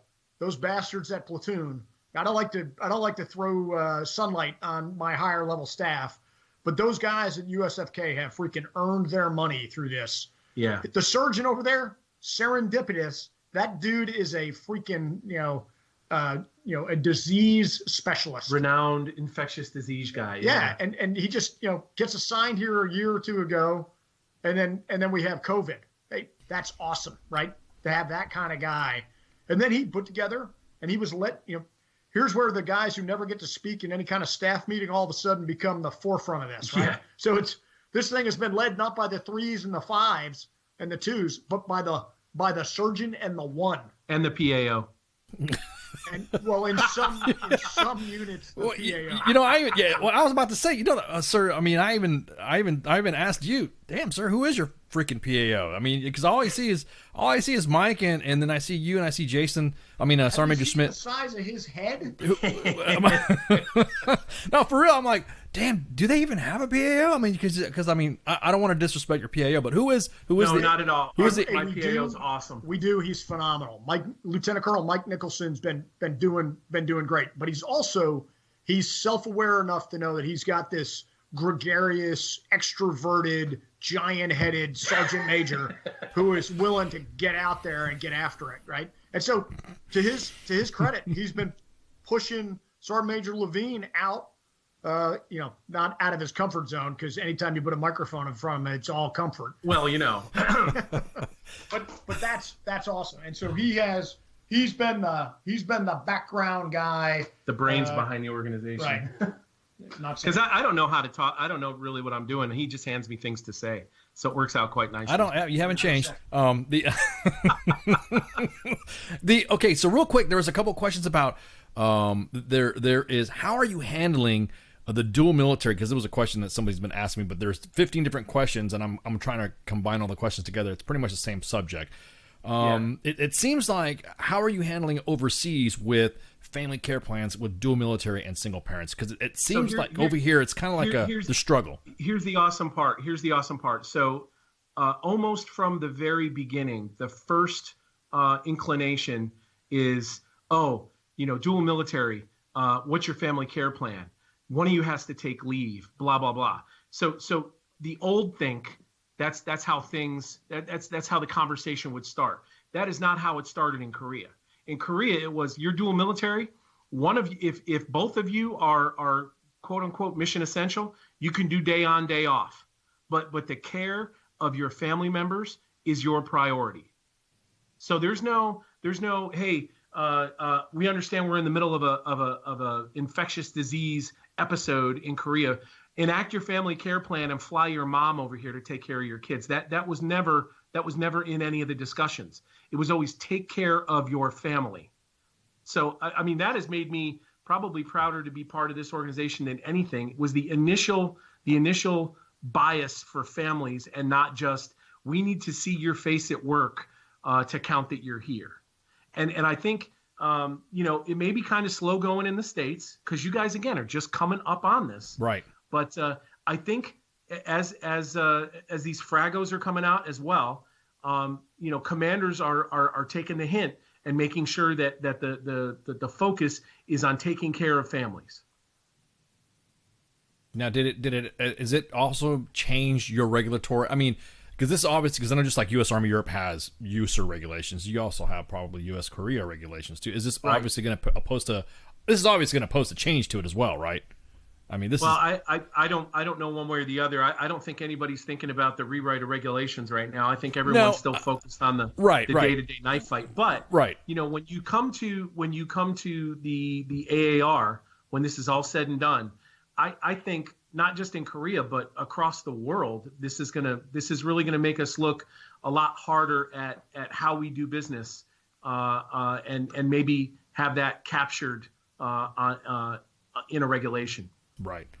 This is awesome. No, because this really is, for all of us, like you were saying, this is a learning experience for us, because That was some of the questions that we had in the main page staff, and RJ1 has been kicking the policies out rapidly, and that was just one of the biggest. Ice, if I could just comment on that, because Go for it, sir. You're on to kind of a topic that's really near and dear to my heart, right? Yes, sir. Go ahead. So the Army is people, right? And people are families, right? So families today are 2-income families. We know that, right? And so not only are we focused on dual military families and ensuring that we're doing the right thing by our dual military families, it's the dual income families, right? So some soldiers married to a GS employee, some soldiers married to a NAF employee. How do we balance those families against the enemy that is the virus? And how do we ensure that we're not penalizing our families, economically for something that's beyond their control? And this, I think, really has got to make its way into our regulations over time. How do we protect the dual income nature of the modern American family, whether that's dual military or military GS or military, private sector? Because we've got to do that. We've got to have a methodology for ensuring that our families remain financially solvent through these kind of crises. And that's what I think has been a pretty awesome impact of kind of how we look at what individual soldiers have to do every day. I'm sorry, Mike, you were going to say something? No, I'm mouse clicking. Oh, okay. Sir, how important, and that goes into the last couple of questions. How are the family readiness groups working out with this? What are you seeing from them? What is your feedback from how the family readiness groups and the FSRAs in the units? How are they coming along? What do you see so far? I got nothing. So I think, unfortunately at the 8th Army level, we don't really see kind of how those are working down inside the units. I know inside 8th Army itself, it's a command function, right? So it goes back to, who's the ultimate SFRG leader? Well, that's the commander, right? And so we've been pretty active in ensuring commanders are getting after spreading the news and the guidelines to our families and our soldiers. And so that, I think it's a subset. The SFRGs are a subset of this overall dynamic and active communications environment we're in. Well, I mean, not to mention the fact, sir, that now the U.S. is now topped #1 for COVID cases. When everyone thought it was going to be your battle space, that was going to be the I guess you would say the hot zone. I'm just, again, sir, Mike, Sergeant Major, I can't thank you guys enough for coming on. This is awesome. You guys got anything? No, we appreciate the chance. Yeah, you guys got anything you want to rattle off before we go on break and kick you guys out of here? Well, especially Mike, because his head's like starting to occupy the room in here. I appreciate that so much, Ice. I can't wait till I see you in person the next time. Yeah, exactly, brother. Big bro hugs. 6 feet away. No, just so if you're listening in Korea, make sure you're if you're on Twitter, you're following U.S. Forces Korea, because that's the central point of information release for all things COVID, all things Korea right now. And then throw a follow to poor General Donahoe. He's really starting to suck right now with his followership. It's actually gone down since I became the Sergeant Major of Twitter.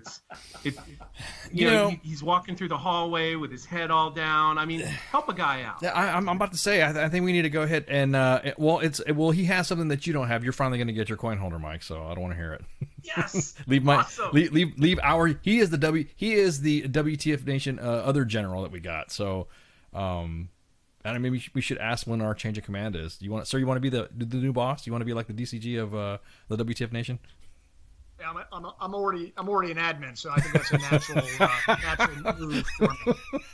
Hey, so let me give you my last comments, and contrary to my nature, I'll be serious. Roger that, sir. And so, every now and then we get to be part of magical units, and I truly feel that U.S. Forces Korea and the 8th Army team that's assembled right now on the peninsula are a magical unit. And so you see it play out every day. What these what these staff officers and non-commissioned officers and soldiers have been doing to keep ourselves virus-free and to protect the bubble since January. I mean, so we've been at this now like 8 weeks, every day, just working incredibly hard. And you know the deal. The folks on the staff, it's not a great environment where people are always going, man, those staff guys are doing great. But the folks right now in these two headquarters have done incredible work. And it's been an absolute pleasure to be kind of part of that phalanx with them. And what our communicators have done, Sergeant Major Lavigne, the lead amongst them, Nicholson, the folks who in the 20th pad, and then the faces of these environments, be it Mike Tremblay and Ed Blanco, have just been incredible. And so I think what we've seen in the past couple of months here has just been an absolutely engaged group of warriors who never thought in their lives this would be the fight of their tour here, and here they are, and they've done incredibly well. So it's been an honor, and it's been humbling to be to stand in the formation with them. Thanks. But not too close in the formation because we have to do social distancing. Double arm interval. Okay, so I got one last question from the 8 key. Uh-oh. Do you have any favorite? No comment. Do you have any favorite reporters? Who are? Do you have any faves? They really want to know. No, if we answer that, it's going to piss everybody else off. So we'll let that one slide. We'll let that. Okay, got it. How about this? They're all my favorites. I was about to say all of them. Are just like all my commanders are favorite commanders. I've never met a reporter I didn't like. Right. Okay, well, guys, thank you guys for coming on. We're gonna go ahead and take a quick break. I wanted you guys to go ahead and extend, a goodbye and drop them in the chats. Follow them on Twitter. We got the posted on there. Follow 8th Army U.S. Forces Korea as well. We're gonna go ahead and take a break right quick, and then #, kill the virus. Yeah. Oh yeah. You mean pound sign, sir? Is that what you're trying to say? Pound sign. Pound sign. Kill the. Okay. All right. We're gonna take a break right quick, and then y'all have a good, and we'll see you in a sec. Stand by.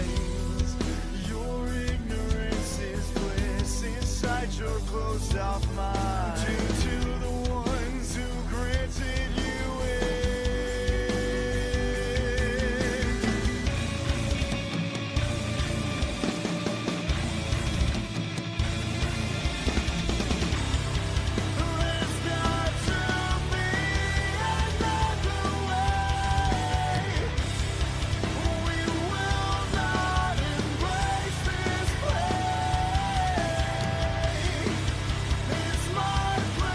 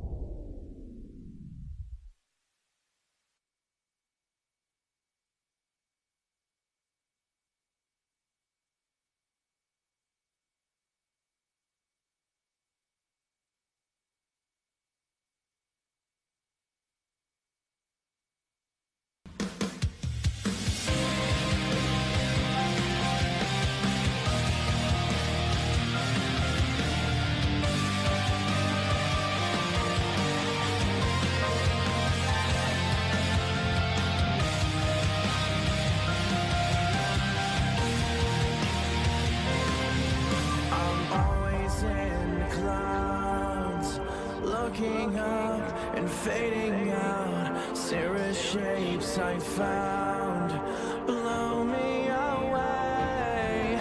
Van Allen right around, pushing through. Skin is brown. Nature has us trapped in fear, so I get lost in sound. I wonder if you'll ever know why I am the way I am. I've been thinking a lot about time and space surrounding. Is there anyone who is thinking like me? I've been thinking a lot about life is never ending. Is there anyone who is thinking like me? Constellation theme, mapping stars they're meant to be. Geminis are free of suicidal kings. This misty maze of me, so obvious yet never seen. Feelings though the fog will lift to find me lost at sea. I've been thinking a lot about time and space surrounding. Is there anyone who is thinking like me? I've been thinking a lot about life is never ending. Is there anyone who is thinking like me? Myself and I am so lost it's beautiful, far away from life. But I want your visible feeling to be mine. Oh, I just don't get it. When will your heart beat with my mind? I've been thinking a lot. I've been thinking a lot about time and space surrounding. Is there anyone who is thinking like me? I've been thinking a lot about life that's never ending. Is there anyone who is thinking like me?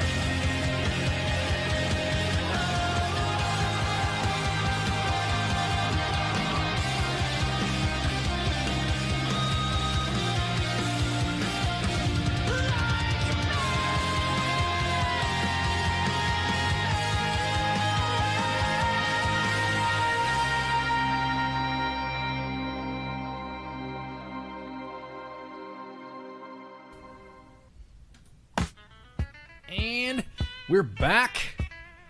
Whoop whoop. Man. Part 3. Man, that was a part 3 already? Gosh. Oh wait, part 2? Wait, I know. Am I taking a break? Part 3? Part 2? God, I'm losing it. Yeah, this is the last hour of SGT'S Time. We might as well just go for a little bit. Man, it's the lack of snacks. Mike didn't bring no damn snacks. I thought that was their job. They're supposed to, he's like, you know, whatever. You know what? I just realized too. Oh, thank you so much for the compliment. Well, we appreciate the fact that you guys say that. That's awesome. Well, thank you so much. Yeah, this is our WTF. Army WTF is more informative than the mainstream media. We appreciate that compliment, man. Wow. I am totally humbled and honored that you would give us such compliments. We try to give you the best in our own type of way of news. We kind of like call it the way we see it. Hey, real quick. During the break, you know, while we're shooting the shit with them, I was able to get out. I guess their favorite reporter is Jim Laporta. So there you go. What a coincidence! Yeah, I like him too. Yeah, exactly. I like. Is it good to have favoritism? I mean, personally, we're WTF Nation. We don't care. We got some favorites. We got some favorites too. Oh, a couple of favorites, but I mean, the most we talk to the most is you know, it's Jim. Jim is. I appreciate it, man. We love you too, Mike. Dang, man. God, all this love. I appreciate it. No, it's not over. 30-minute break? No, man. I'm old, so I had to go take. I was drinking while not drinking, but I was filling my cup and refreshing myself while the individuals were talking to us during the interview, and I was like, man, I had to go to the bathroom, and I was like holding it, so I had to go, and we had to watch poll security and stuff like that. That's how we work. So yeah, we'll appreciate the fact and appreciate the compliments. Anyway, so Jim Laporta, yeah, he's one of their favorites, or he is a favorite. He's been on fire with all the stuff too. All of his COVID stuff is pretty cool. But what was I gonna say? Oh, well, you said there was another update or something like that. Did something get pushed out? You said something got pushed out or something like that? I was just like, because usually way back when y'all used to do like the main page update, so I was just trying to see what was going on. Right. On the main page. Yeah, that's because we had I was drinking. I'll admit I had to drink. In the beginning I was damn it, Robert. Yes, I was drinking a little bit, and I had to drink some sweet tea to kind of like hydrate myself. So, because I know how to make sweet tea, so what's up with that? You don't drink sweet tea? I do not. You do not drink sweet tea? All right, show's over. Y'all, thank you for joining us tonight. Green tea. Unsweetened green tea. Unsweetened, God. Oh, I know. You need to drink sweet tea. I'm special. It's a warrior's drink. But anyways, yeah. So thanks again, guys, for all those compliments. We appreciate it. The main page update, because we had the Nasty when she was on, right, on Sergeant's Time with us, and she would blast she would blast her comments and go off, and then we would laugh at her because she wasn't Army. Yes, the sweet tea. Yeah, it's hilarious. The update I had. What's that? I got this email. Did you get that email? Update. Hang on. Let me see. What email did I got? No, that one email that came out about hey. Oh yes, there was an email. Oh my God, yes, all of us. Okay, all of us old fogies, all of us old timers, all of us. Am I a red crow? No. What do you think I drink sweet tea for? For the opportunity to throw it in the damn. Freaking bay. What are you talking about, dude? The Boston Tea Party. That's why I always have tea at the ready, whether I'm drinking it, whatever. I drink the tea. That's also jokes for like Jack and Coke, whatever. So there was an email that came out. If you are a service member that is retired, everybody knows, and I'm going to be honest with you, there has been a campaign to get me back into the Army. They keep hanging up on me every time.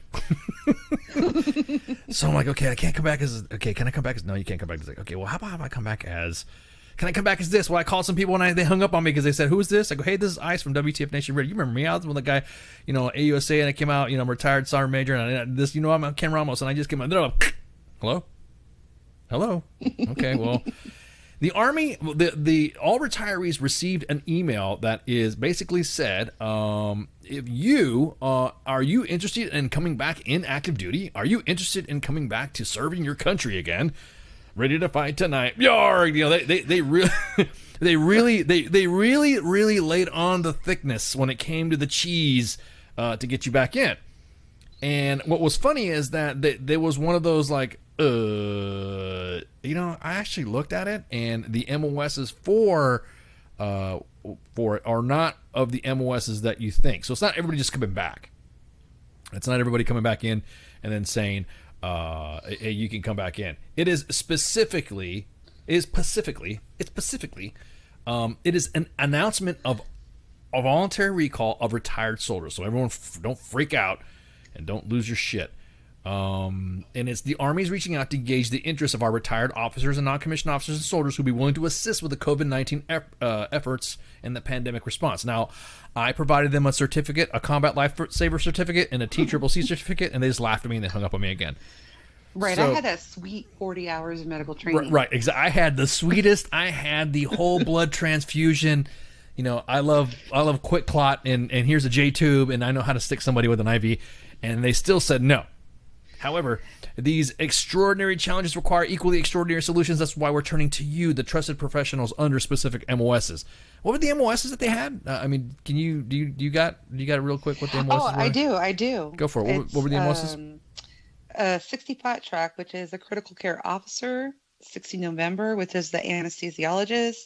66 Foxtrot, which is a nurse I can't say that word, anesthesiast. 66 Sierra, which is a critical care nurse. 66 Papa, which is a nurse practitioner. 66 Tango, which is an ER nurse. 66 Victor, which is a respiratory specialist. And 66 Whiskey, which is a medic. Well, me and you, those are the ones yes. they want the most. Yeah, so me and you actually would need those MOSs to come back in. We need those people to come in with us. You know what I mean? We'd have to deploy with those people. I even said, hey, I'll even come back as a PAO sergeant major. No. I'll come back as a staff weenie. No. How about an intel guy? No. I'll come back as a chemical guy. No. All right. So.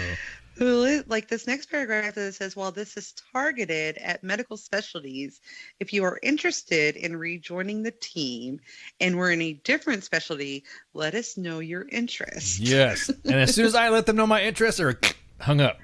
I mean, I have several MOSs that I'm still qualified in. They said, yeah, no, you can't go back to Fort Bragg and just jump all the time. You actually have to help out with the COVID crisis. You can't, pull jump master duties or something like that.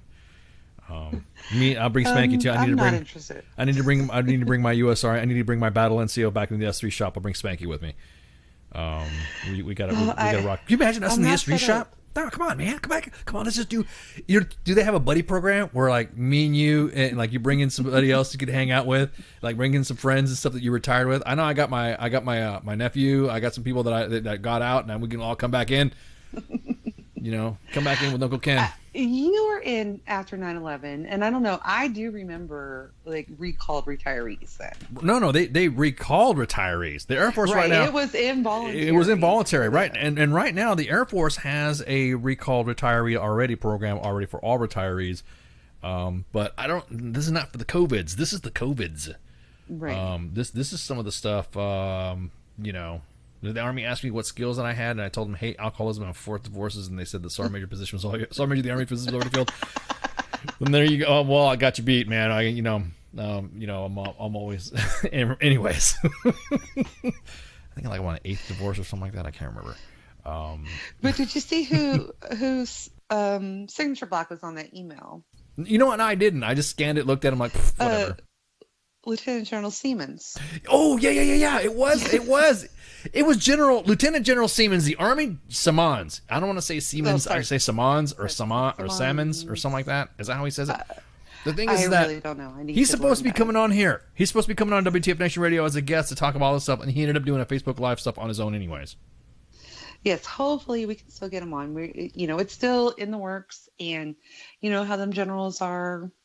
Oh man, you hear that? Happen. Man, General Donahoe was out of control. He even admitted it too. I came over here to get your show and get the money and take your coin and take the rank, and I'm out. That was so awesome. God, love those guys. It's a great interview.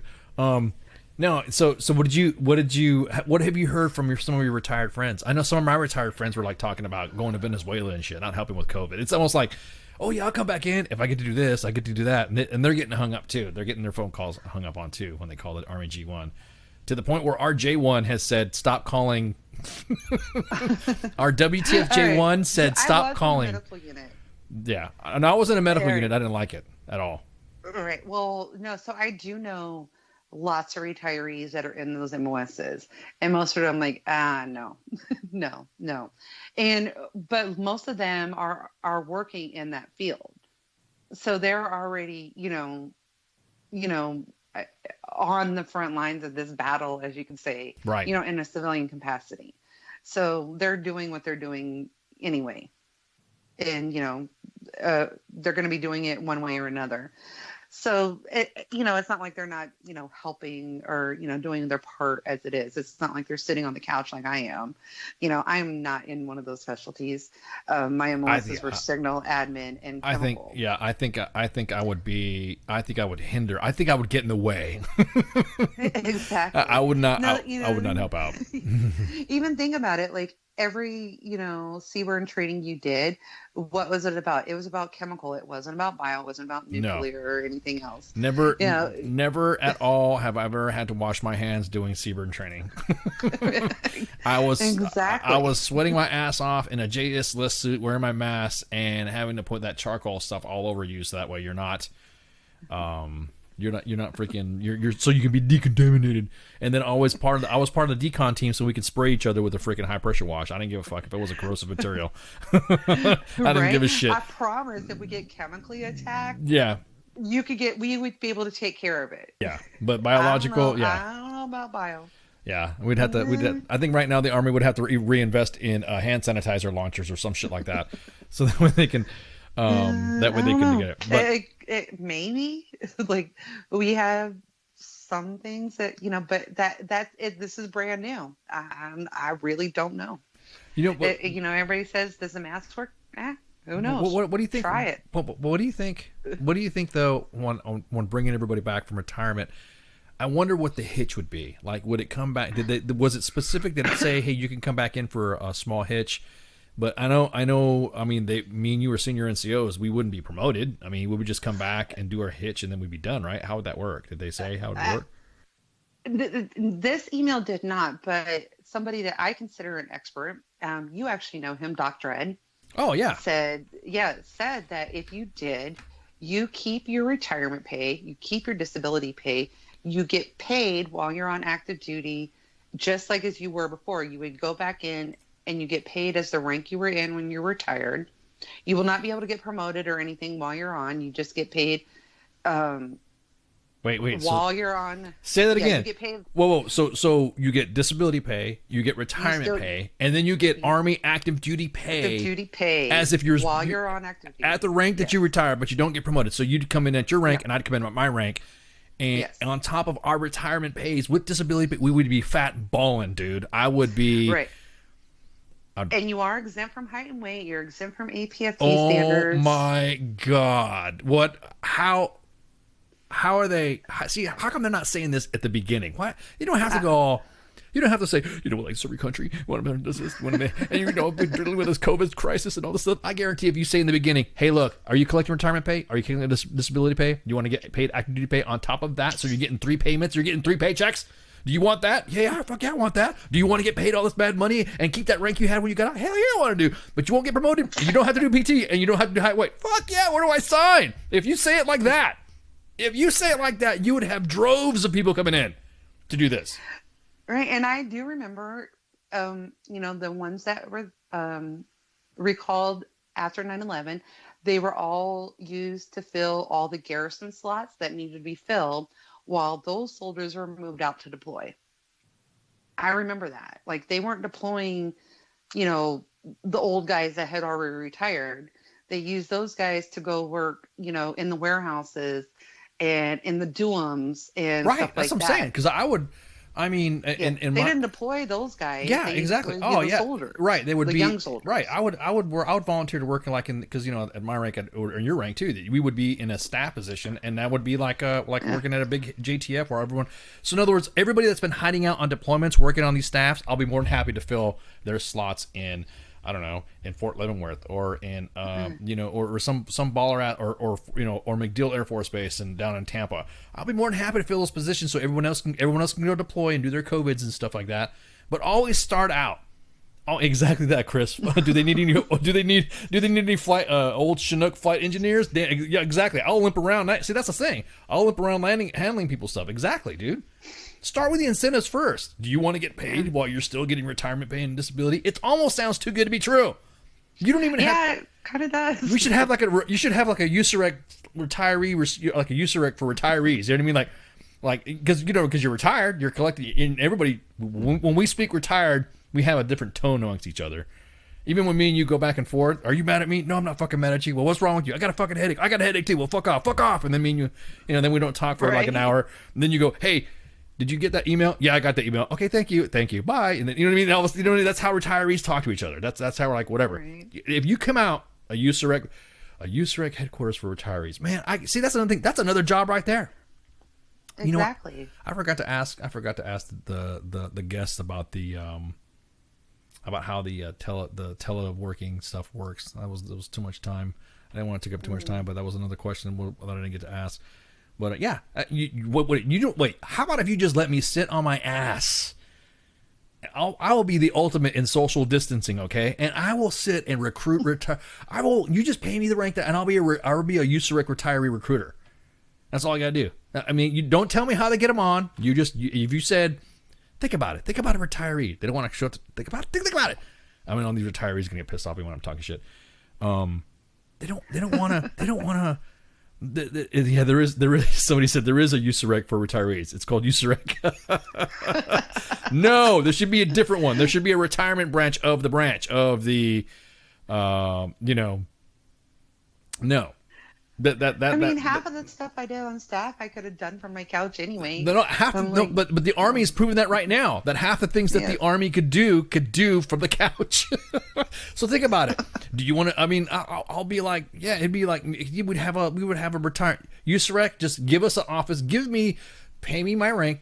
Pay me my Army rank. Pay me spanking rank. And then who else we got? We'll get a couple other members of the staff. We could recruit retirees for you. And this question has come up. It's come up several times, even when I shared that email I got right about medically retiring. I was technically medically retired, right? So I got the email. I'm sure there's some codes and whatever.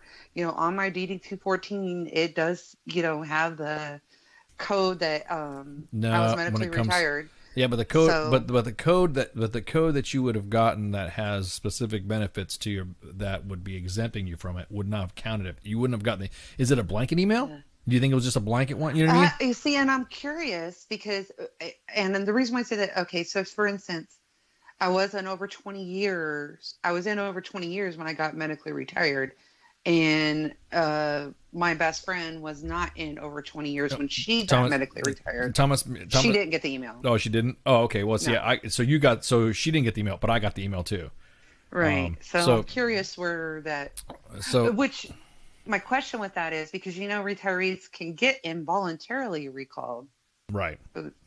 Right. So I'm wondering where that. Somebody asked. Somebody asked. Somebody made a comment.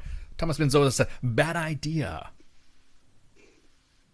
Oh, it's a blanket. Oh, somebody just. Oh, thank you. Oh, our J1 just. I guess our. I don't. You know what J1 gets? J1 people get offended when you're like. I'm not offended, but they're like going off on. I just got an email from the J1. We're working late tonight. They're the main page. The staff is up tonight. It says it was a blanket email if you're already getting retiree pay. There you go. Bam. Thomas Mendoza, Thomas Mendoza says in the chats that it's a bad idea. USREC loses so much paperwork for non-retirees. Imagine how much retirees and USREC will lose retirees. No, because you know why? We throw hands. Because as a matter of fact, you cannot. Spanky will tell you how many conversations I've had with people, and she has had with people, where we will say, I will beat your ass. That's like my go-to line. We will beat your ass. See, that's the thing. A retiree won't mess with a retiree because we know what it's like to go through all the crap of said which loss of paperwork, and we won't take anybody's shit. It's almost like I learned when I was a PFC to have a 200. Right, exactly. Exactly. Sign us up and we'll be in the office next to you. Your recruiter times. Oh, hell yeah. Does time counts towards retirement because they still have Tara? I'm like 6 months away from being able to draw a disability and early retirement. That's a good question. That is a good question. Can you? I think that means that the J1 is still listening. Let me drop this question in the. Let me send this and fire this off to the J1, and then see what the J1 says. That is a really good question.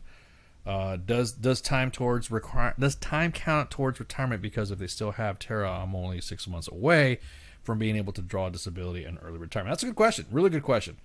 And I see that the questions are coming back.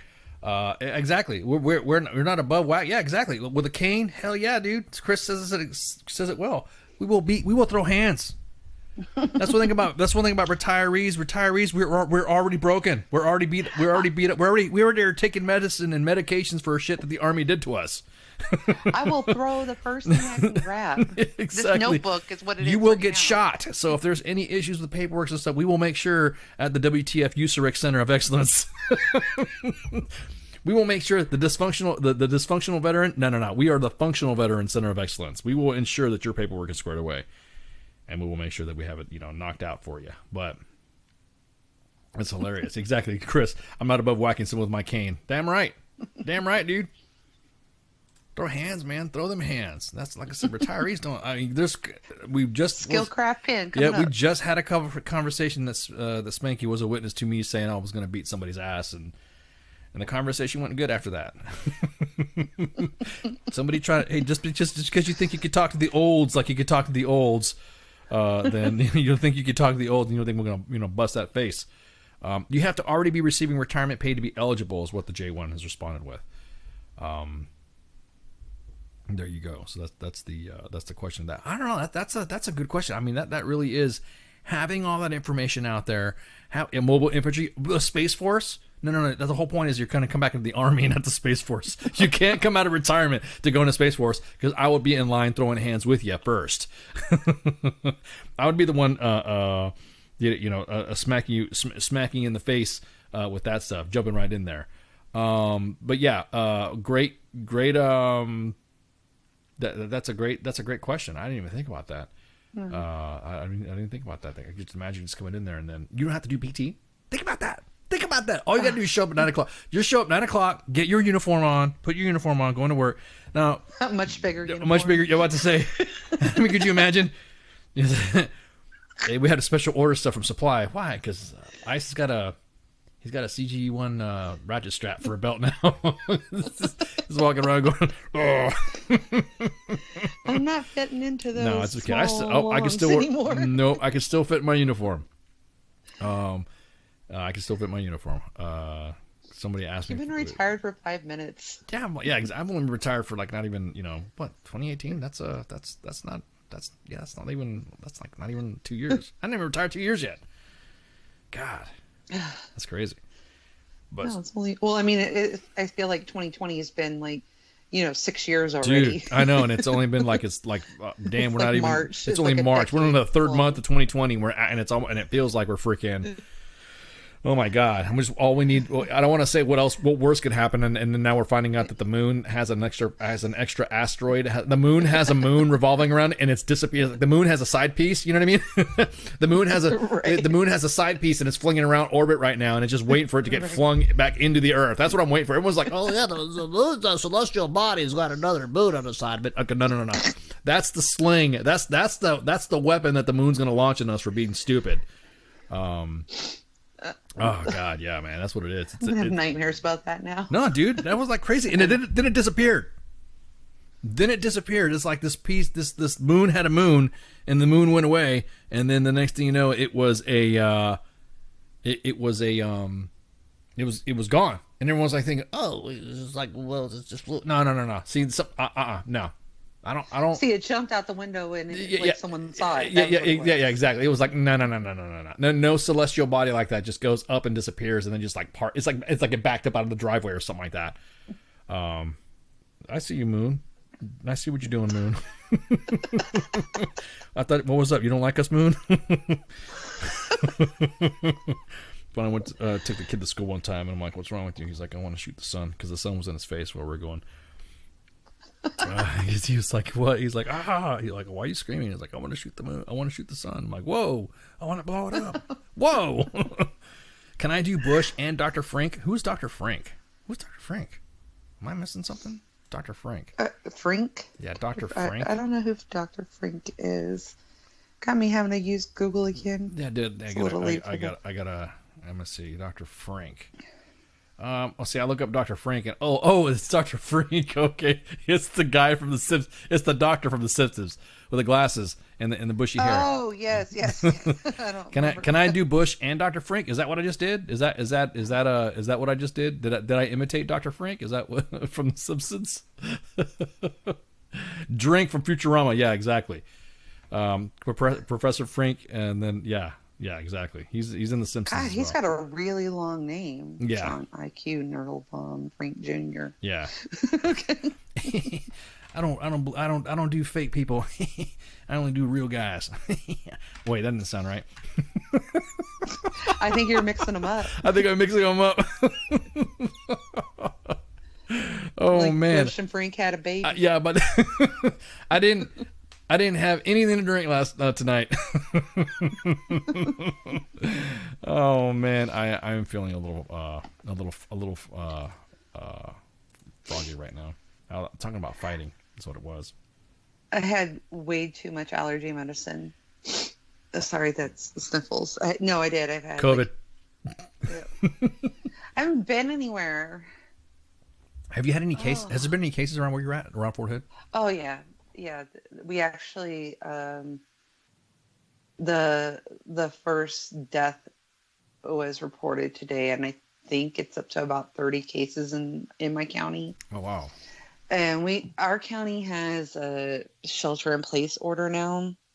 The county next to us, though, that is literally about a half a mile from my house, doesn't, though.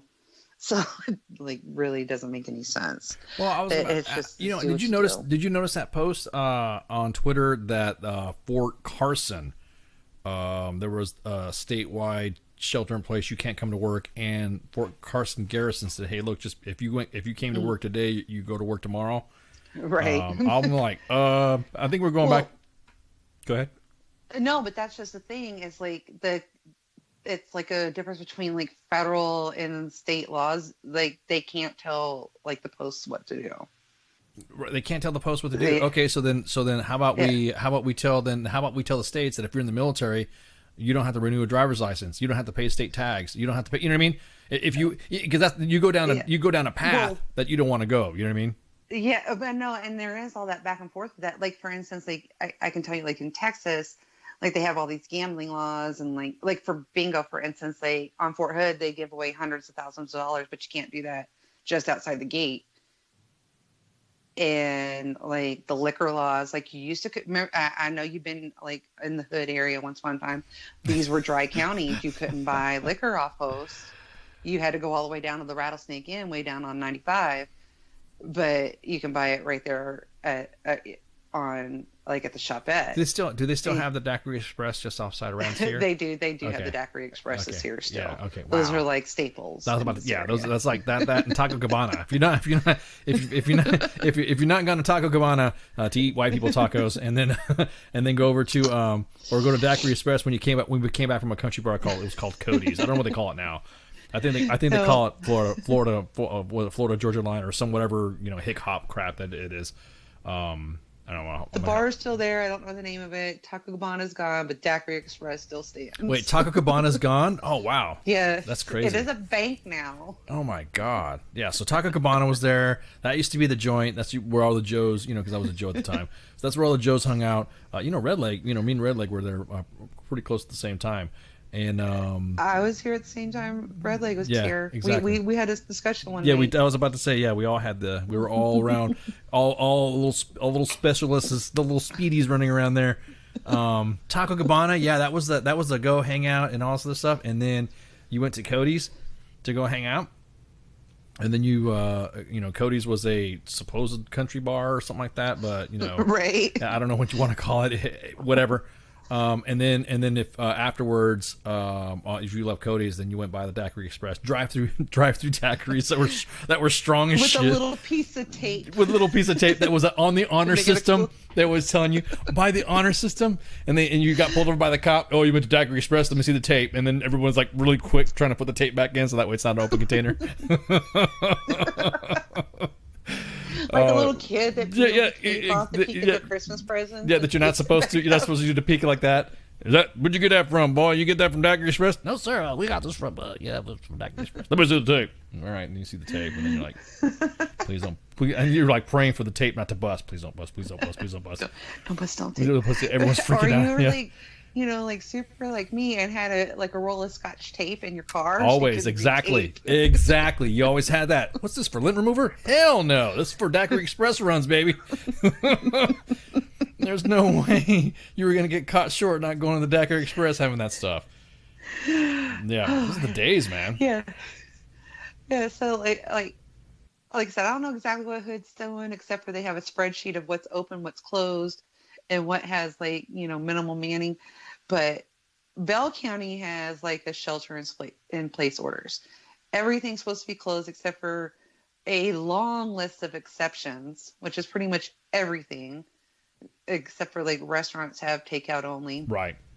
Well, Coryell County, which Fort Hood is on both Bell and Coryell County, doesn't have shit. like it's, what the governor is ordering, like, try to limit some shit.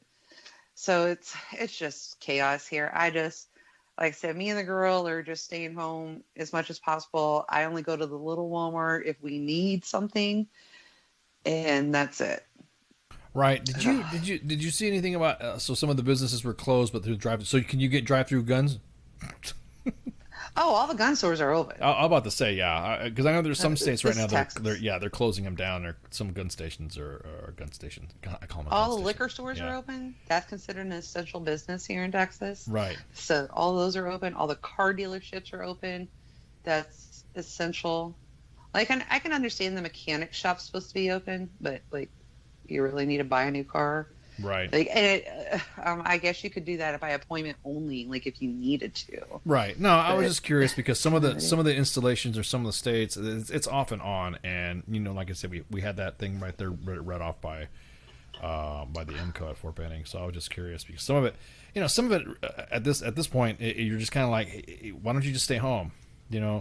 Somebody's talking about there's a big relief happening. There's going to be some relief money given to us, and when me and Flash talked about this, why don't we just from here on out, everybody's pay is tax free. Like, don't worry about a damn check. Matter of fact, one of the members of the Vampire Squad, the WTF bid team, Battles in Distress team, posted that too. It's like, stop, don't worry about a freaking. I don't care. Don't give me a check. Just don't make me pay taxes. Matter of fact, everyone's taxes should be just for the whole year. For the whole year, 2020 should just be tax free. 2020 should be tax free. I get that, but I feel for the people that can't work right now. And because not everybody, so many people do work paycheck to paycheck. And I guess I like if I read it right, like the small business loans that they're, right. allowing to, because I do know a lot of people that work for small businesses and they're kind of screwed, my money comes, from retirement checks. So, as long as the government keeps paying me, like, what I earn from retirement, we'll be fine here. And I did look, and this question got asked earlier in the chats. If there are people that are just getting VA money and don't file tax returns, from what I read, no, you're not getting a check because you don't file taxes. Right. There's individuals that are their retirement pay and their VA pay are exempt because of their disability. So then you're not going to get any checks unless you have paid. Well, you're not going to get any checks unless you paid for the in other words, so if you had a tax refund or you have paid taxes prior to your retirement, then you get that. Right. But if you had to file, if you have some kind of income or some kind of tax liability that you are filing tax returns, then yes, you will. But if you are just like straight up, like you didn't retire and you're just 100%, disabled and just getting, the $3,000 some dollars from the VA and the Social Security, don't have to file taxes. Social Security. Yeah. It goes the same thing for retirees too. They get both the double dippers. No, just like me. I have a tax liability. I pay taxes, so I'll figure it out. But we'll see. Right. But from what I read, if you don't pay taxes and don't file tax returns, because a lot of people don't have to because you have no tax liability. Right. No, so it's not just going to be free cash. But they're also doing it though for the kids though. Like if you're collecting that for your kids, that whole time. Me and Flash are going to talk about that on Monday. I'm starting out because we're gonna because what I want to do is I want to get down and talk about the that whole dynamic of it because there's like what I understand is 2 point something trillion, right? There's like 2 trillion, 3 trillion bucks. Where was that at? Where did it come from? You know what I mean? What was the when people are saying where are they borrowing it from? Exactly. Where are they borrowing it from? You know what I mean? Ooh, that's another. Well, that's another. Isn't that where we always seem to borrow money from? Or always in debt or too. Or the Decepticons. Yeah, exactly. Yeah, exactly. Who we are in debt? No, it's that little. It's the moon side piece that's in the back of. You're right. It probably is the Decepticons. But anyways, well, I guess that's a Monday thing. I'll yeah. That's just listening. Yeah. So we are having a pretty good man with the stream. Oh wait, hang on. What was this? Whoa, somebody who's dropping that? Okay, the full working version of the text bill. Oh, thanks, Chris. Let me see what he's got. The full working version of the text bill has not been released, and as anticipated, the veterans receiving benefits from the VA, VA disability pensions, blah, blah, blah, will be treated as the same as those receiving SS and SSI and can qualify. There you go. Seniors, veterans, and unemployed and low-income Americans will be eligible too. Oh, well, there you go. Well, there you go. Military benefits.info stimulus checks. There you go. Man, thanks, Chris. Man, Chris is on it. That's what I'm talking about. Dude, you're like adminning like crazy down there. But anyways, what was I going to say next? Okay, so all right, you guys have been seeing the articles, and you've been seeing your Facebook feeds getting filled up with ads, right? And some of these ads, if you were to go right now and talk about the ads, what ads were you always seeing on your Facebook feed? Think about it. All the time. There's even jokes about it. It's 3M defective earplugs, right? We're gonna have somebody come on Monday to talk about it. We're gonna have somebody from Monday go. We want to find out if this shit's legit. Who is it? We're gonna have a lawyer coming on to discuss that's helping veterans with this lawsuit against 3M for defective earplugs. Now we joke, we break balls, we posted videos, we had some stuff on. I want my COVID's reparation checks. Exactly. I already got a couple Hawaiian shirts already, and I already got my armor. I just need some more ammo. You can never have enough ammo. So it's that 3M defective earplug stuff, and we've always asked, is this for real? Is this a scam? We have a lawyer coming on that's like legit been doing it. And obviously this is obviously plaguing the veteran community, and due to this message being overshared on social media, it's driving veterans away from this case, because the program went pretty good, and I think they saturated the market where you think it's a damn scam. So we're doing some research here, and we're going to get a lawyer coming on to shoot the shit with us to see if it's legit. Okay, what's the status? Tell us what's going on. This individual is going to come on. Was it April 6th or something like that, right? He's going to come on April 6th. Yes, April 6th. To give us this spiel here. There might be some surprise guests on Monday and Thursdays now between then, but don't worry about it. We have other stuff planned. We got this weekend. We're doing some more. You're going to see some more sound checks coming on. These sound checks are for exactly all combat vets should receive 100% in 50 acres in a state of their choosing, and be not subjected to that state's gun laws. I'm going to say it. I'm pro 2A. What was I going to say? Damn, dude. There's going to be some tests. There was going to be some sound stuff. So if you see the net coming up, and you see all of our platforms light up, you'll see something just pop up on Mixer. You'll just see something pop up on YouTube. There's sound tests. It's going to be myself, CQ, and then one of the hosts that we're going to have, Radar, jump on there, and we're going to be messing around and doing some feeds and stuff like that. So we might have impromptu shows or impromptu broadcasts, probably at night or probably during the day, and then once that stuff gets up, we're setting up our next reoccurring show. Thursdays today, Sergeant's Time. Sunday is Kicking It with Cause and Owl. And then Mondays, the Monday edition, of course. Tuesdays with Pop Culture War and CQ. Hey, we're trying to get his shit fixed. Okay, everyone's like, oh, well, the sound's not cutting off. Blah. There are so many bugs that some of the broadcasting software that we've had, and it's across the individuals that use the same streaming software have had issues, and it's just little bugs here and there to get knocked out. Once we knock those out, then of course the same quality show that you always expect, you'll always get it. Like I was saying earlier before, how many platforms we're broadcasting on? Like 14 now, 15 or something like that. And once we get all that stuff handled, we're gonna try to push more. So as we push more, we're gonna grow, and with that, we're gonna need some more people. So pay attention to the wires and keep your eyes open, and you'll see once you start seeing some recruiting drives, for stuff that we are in need assistance of, because for the amount of stuff that we're doing and for the people that we got, we're I don't want my team to leave. We're tired. I tire me. I'm tired. I'm tired too. Yeah, I'm tired. I'm smoked. This shit's hard. I'm smoked. It's time. I'm just working too hard. I was hungry, boss. Yeah, exactly.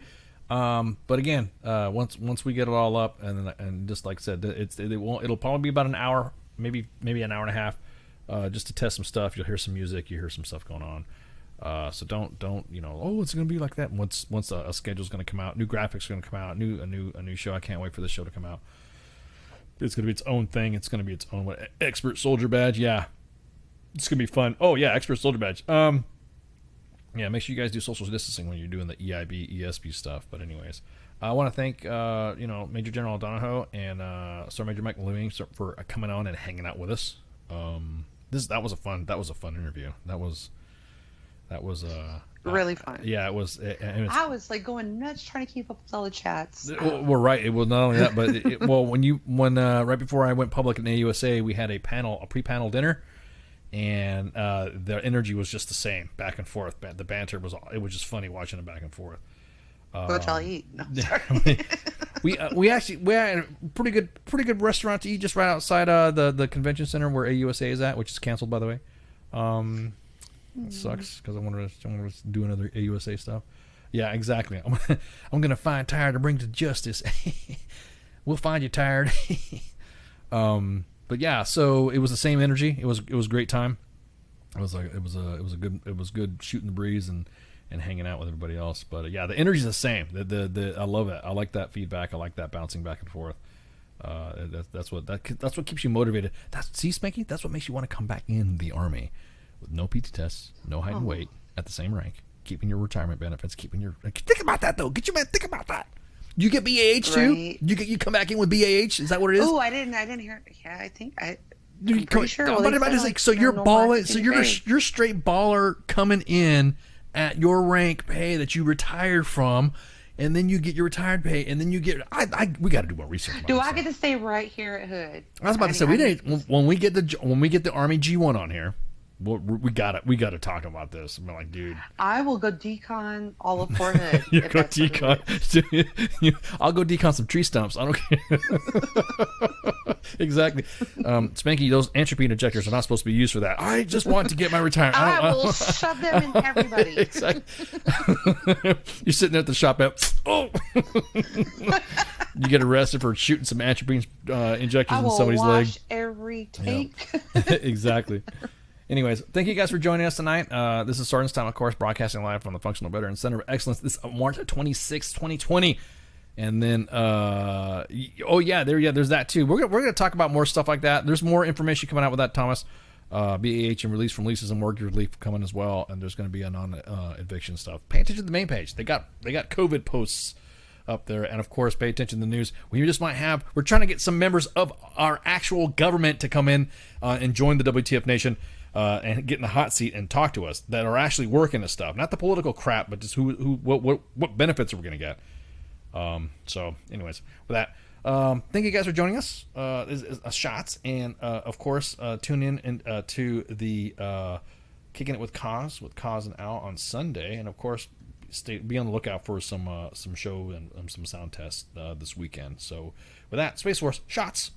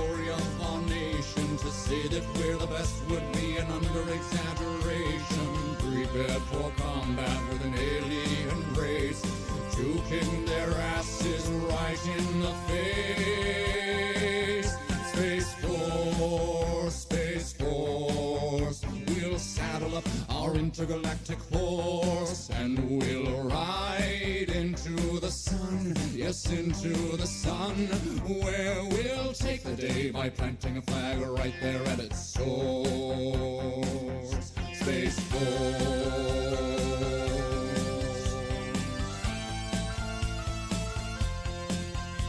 They say that they've discovered life up there on Mars, so let's blow it all to hell and then claim it for ours. We'll paint the moon red, white, and blue for no other reason than we wanted to. Oh, Jupiter, imagine what you could become. A stupid, pointless planet turned into a giant gun. And Russia, so sorry, have to burst your bubble. Be a good sport now, sit back, relax, and watch us through the hubble as we celebrate the greatness of the United Planets of America.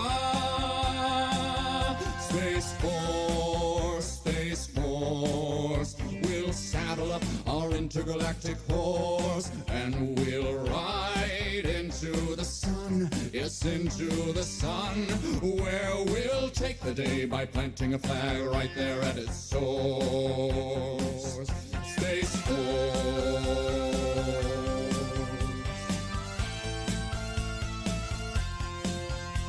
Now we'll go to infinity and beyond, beyond. You'll hear our manly voices singing Space Force strong. Though critics say sound doesn't travel in space, to which we reply sound will do as we say. Oh, Captain Kirk, your achievements, though notable and fine, as far as we're concerned, this is Deep Space Mine. And big fans, but Lord Vader, step away from the lightsaber. There can only be one, of course. Space Force.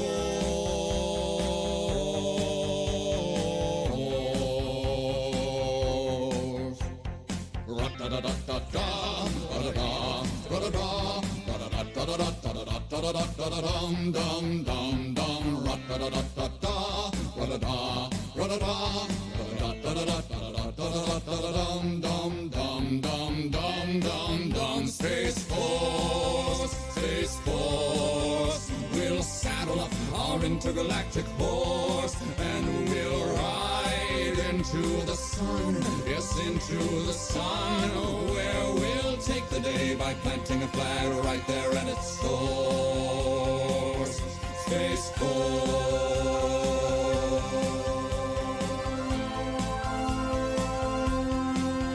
Space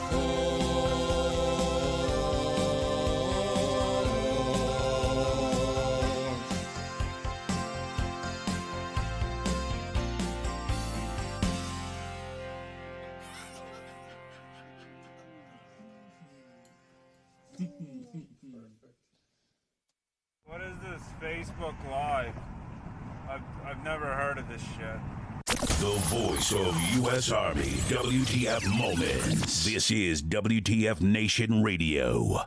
Everything stated on WTF Nation Radio is to be considered the opinion of the person that stated it, and not an official representation of WTF Nation Radio or U.S. Army WTF Moments. Price does not include tax, title, or license. Some assembly required. Each item sold separately. Batteries not included. Objects in mirror are closer than they appear. If conditions persist, contact a physician. Individual results may vary. Keep out of the reach of children. Avoid prolonged exposure to direct sunlight. Keep in a cool, dark place. And please enjoy the show. Shots.